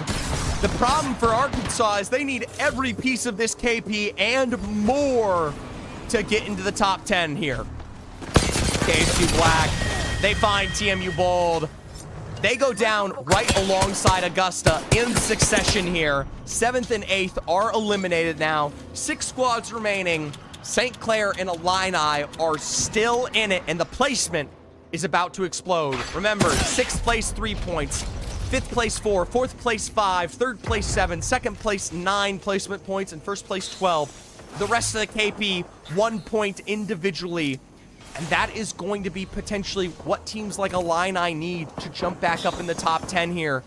St. Clair, they're fighting for it just as much. There is not enough space for ISU Farmers also went down. ISU probably is not going to be in the top 10. Cumberland won. Congratulations, Maple. We will touch on it after this game. Do not spoil it, you absolute chud. 6 squads remaining. St. Clair Saints have themselves the home of the end zone here. Kraber in the hands of Rusty G. They've just got to survive right now. They already have themselves a position in this zone, and I'll tell you what, the Watson fence lines alone can be a difference maker, but Abezi, very low on the exchange. Ure is likely done here. A single rat remaining. KSU Black now. They're going to assault upon St. Clair's building. They do not have an EMP to blow this one out. But we will see how it goes. Rusty is down for St. Clair Saints here. They need to keep this one surviving and thriving, but KSU wants the God spot. Betty is low here. Maggie balls galore. Fleshbound is lucky will go out. And for St. Clair, they're the first team eliminated within our top 6. It might have been enough. It might not have. Did they surpass at least one of these teams ahead of them, be it Augusta, TMU Bold, or ISU Farmers? Only the end game can't tell. That being said, Illini Orange is still in this game, and they are in 11th before this one. Couple big sticks against Kylie Monkey, but they are very safe in this zone. Illini are just across from them. Arkansas State, like I've said many times over, they need to kill everybody in this lobby to get to the top 10. But when you've got massive tracer rounds against you, Jesus, Limbox with a knock on the other side. Arkansas are not long for this world. You at least get 4 points for your placement. KSU Black are going to extend around the back here to see if they can pressure out Minnesota, but Mavericks are back up and on high. That separation might have given Illini what they need. We'll see how it goes. Couple drills, and I'm shocked that the laser beam of that is not a Maggie drill. I have no idea what that is. That is the Maggie. I was going to say something. Anyways. KSU Black, I mean, Illini has survived to the top 4. This is probably going to be the difference maker. Kylie Monkey will be shot out here. I'd love to see a Minnesota win here in the end game. I mean, to overtake University of Utah and Calgary would be a great showing for the likes of Minnesota, given that they've been working so damn hard with Meadsy. Holding out every one of these teams is definitely within their capabilities. For Illini Orange, though, I mean, we are struggling. Yours should be found out in a little bit here. It is one final remaining member for that team. Let's see how it goes. Can KSU Black put up another win on the day? Can Illini get themselves into the top 10? Can Minnesota pick up their first one here? I see somebody. Let's see how it goes. Well, see ya, Meadsy. The full send from KSU to the low ground here with all the time and more right around the back. I love Minnesota, but the Craver is the difference maker. There goes Speed Demon, one remaining member. And for the Mavericks, what was good ends in abject failure. Illini does rotate around the other side. They will take the high ground away from KSU. Ure is still in this. I fear it is too many points, though, for Ure to make up. Ure needs KP now. Problem is, Illini knows exactly where you are. It's a shock that the drill hasn't found any KP there. Another heal from the Mirage to give minor invisibility. And I'm shocked that drill isn't hitting. It is going to be the snipe, but Kylie Monkey gets the Craver knock here for KSU Black. We're taking Craver to the sky. Limbox is on the other side of the rock. We're just gonna send this in some way. Limbox around the back. A re-knock on the Parksa. A beam with the car. You need Kylie Monkey elixirs as Illini will dive to the low ground. There goes Limbox. But for the likes of KSU, a third win on the day is secured. Congratulations to Kennesaw Black. 3 wins. Fisher picked up some serious KP. The question is, was it enough to overtake the likes of Fisher? Let's jump on over that scoreboard. First things first, I asked y'all well, let's just reveal the full scoreboard because that's going to decide this one. In first place, Fisher with 105 points, just barely ahead of the likes of KSU Black. 4 KP away from potentially tying. Would have won that one. Oh my God. The average placement for Fisher is 9 overall, but the extra 30 KP to their name is a difference maker. KSU Black has an average finish of 3.2 placement. Their worst placement on the day was a 9th place in Game 4. Everything else was at least a top 4 finish. This roster is a macro demon. Double, triple digits, by the way, in this lobby. I don't know if I've ever seen double, triple digits in Collegiate before. It is a huge separation now.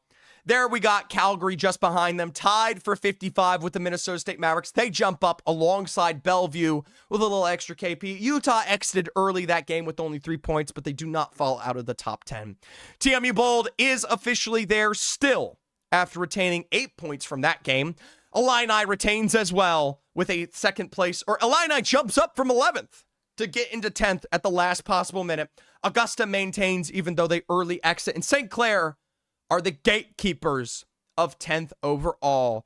The switch up was the ISU Farmers.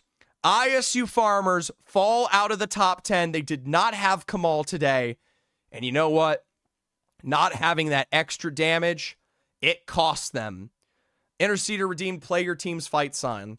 Okay. Another OU fight song. They're not even here. You guys get the secondary fight song. OU. All right. Here's your secondary fight song. Lucian, I'll check in a second.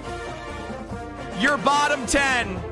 ISU, Purdue Black, UCF Knights, USU Goats, West Virginia Wesleyan Kaiju, Florida State Garnet, RIT Orange, TAMU Maroon, and Southeastern Arkansas State. In the other lobby, we've got Cumberland in number 1 with 3 wins themselves, like KSU, 115 points. Let's see how much damage Future Streams did. Almost 11,000 with 41 KP. Jesus Christ. Heavy is the crown. Southern Miss at 84 themselves. Ottawa Braves with 58. UCSD Gold, Lucian, Haddo, and Rumbly. Shout out to the likes of, the music's gotta be loud. When you play a fight song, that shit's gotta be ear blasting, okay? Or else you're not doing it right. Minnesota there, or my apologies. Congratulations to them. You on it, Garna. University of Ottawa there. They're in 45, tied with the other KSU Gold roster. Shout out to them. There's Hawaii, SJSU Blue, and Fullerton here at the bottom with 26. They beat out Western by just 1 point. Chopped, UT Orange, Naval Academy, the Guelph Griffins, Utah Summit, Temple Cherry, William & Mary, MST, and Alabama are down here for your lower lobby. Congratulations. Apparently we have a clip from Lucian, so I'm just going to check it out for the last second. Gonna let you guys though, reminder, tomorrow we have the Northeastern Collegiate Conference starting at 12 p.m. Eastern, and then after that, we have the Contenders League, which I guarantee you is going to be even better than the quality we saw today in Premier League. Here's Lucian. 135 on the win. Up on. Careful, don't die. Oh, fuck. 3 out, coming out. Bro, I gotta fucking keep that.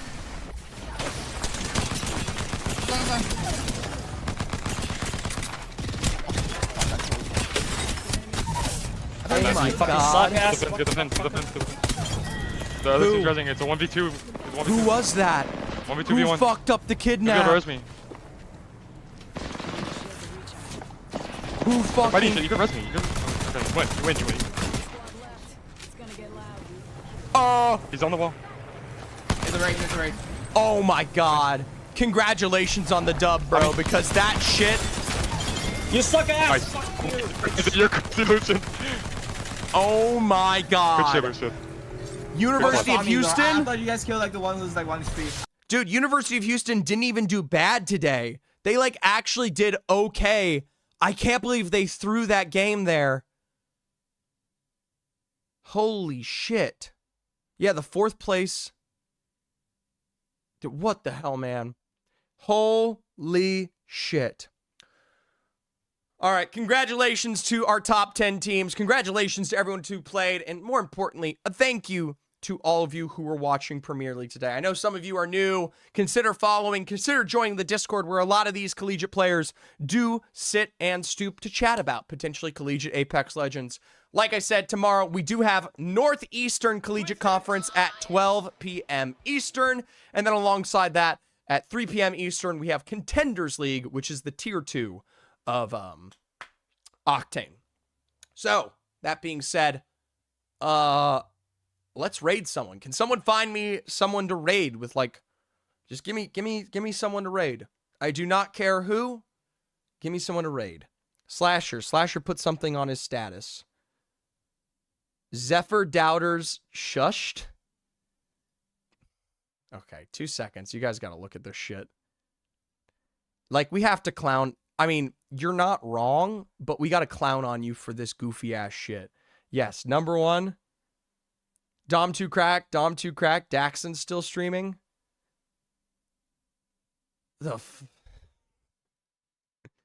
None other than Slasher. Zephyr Doubters shushed.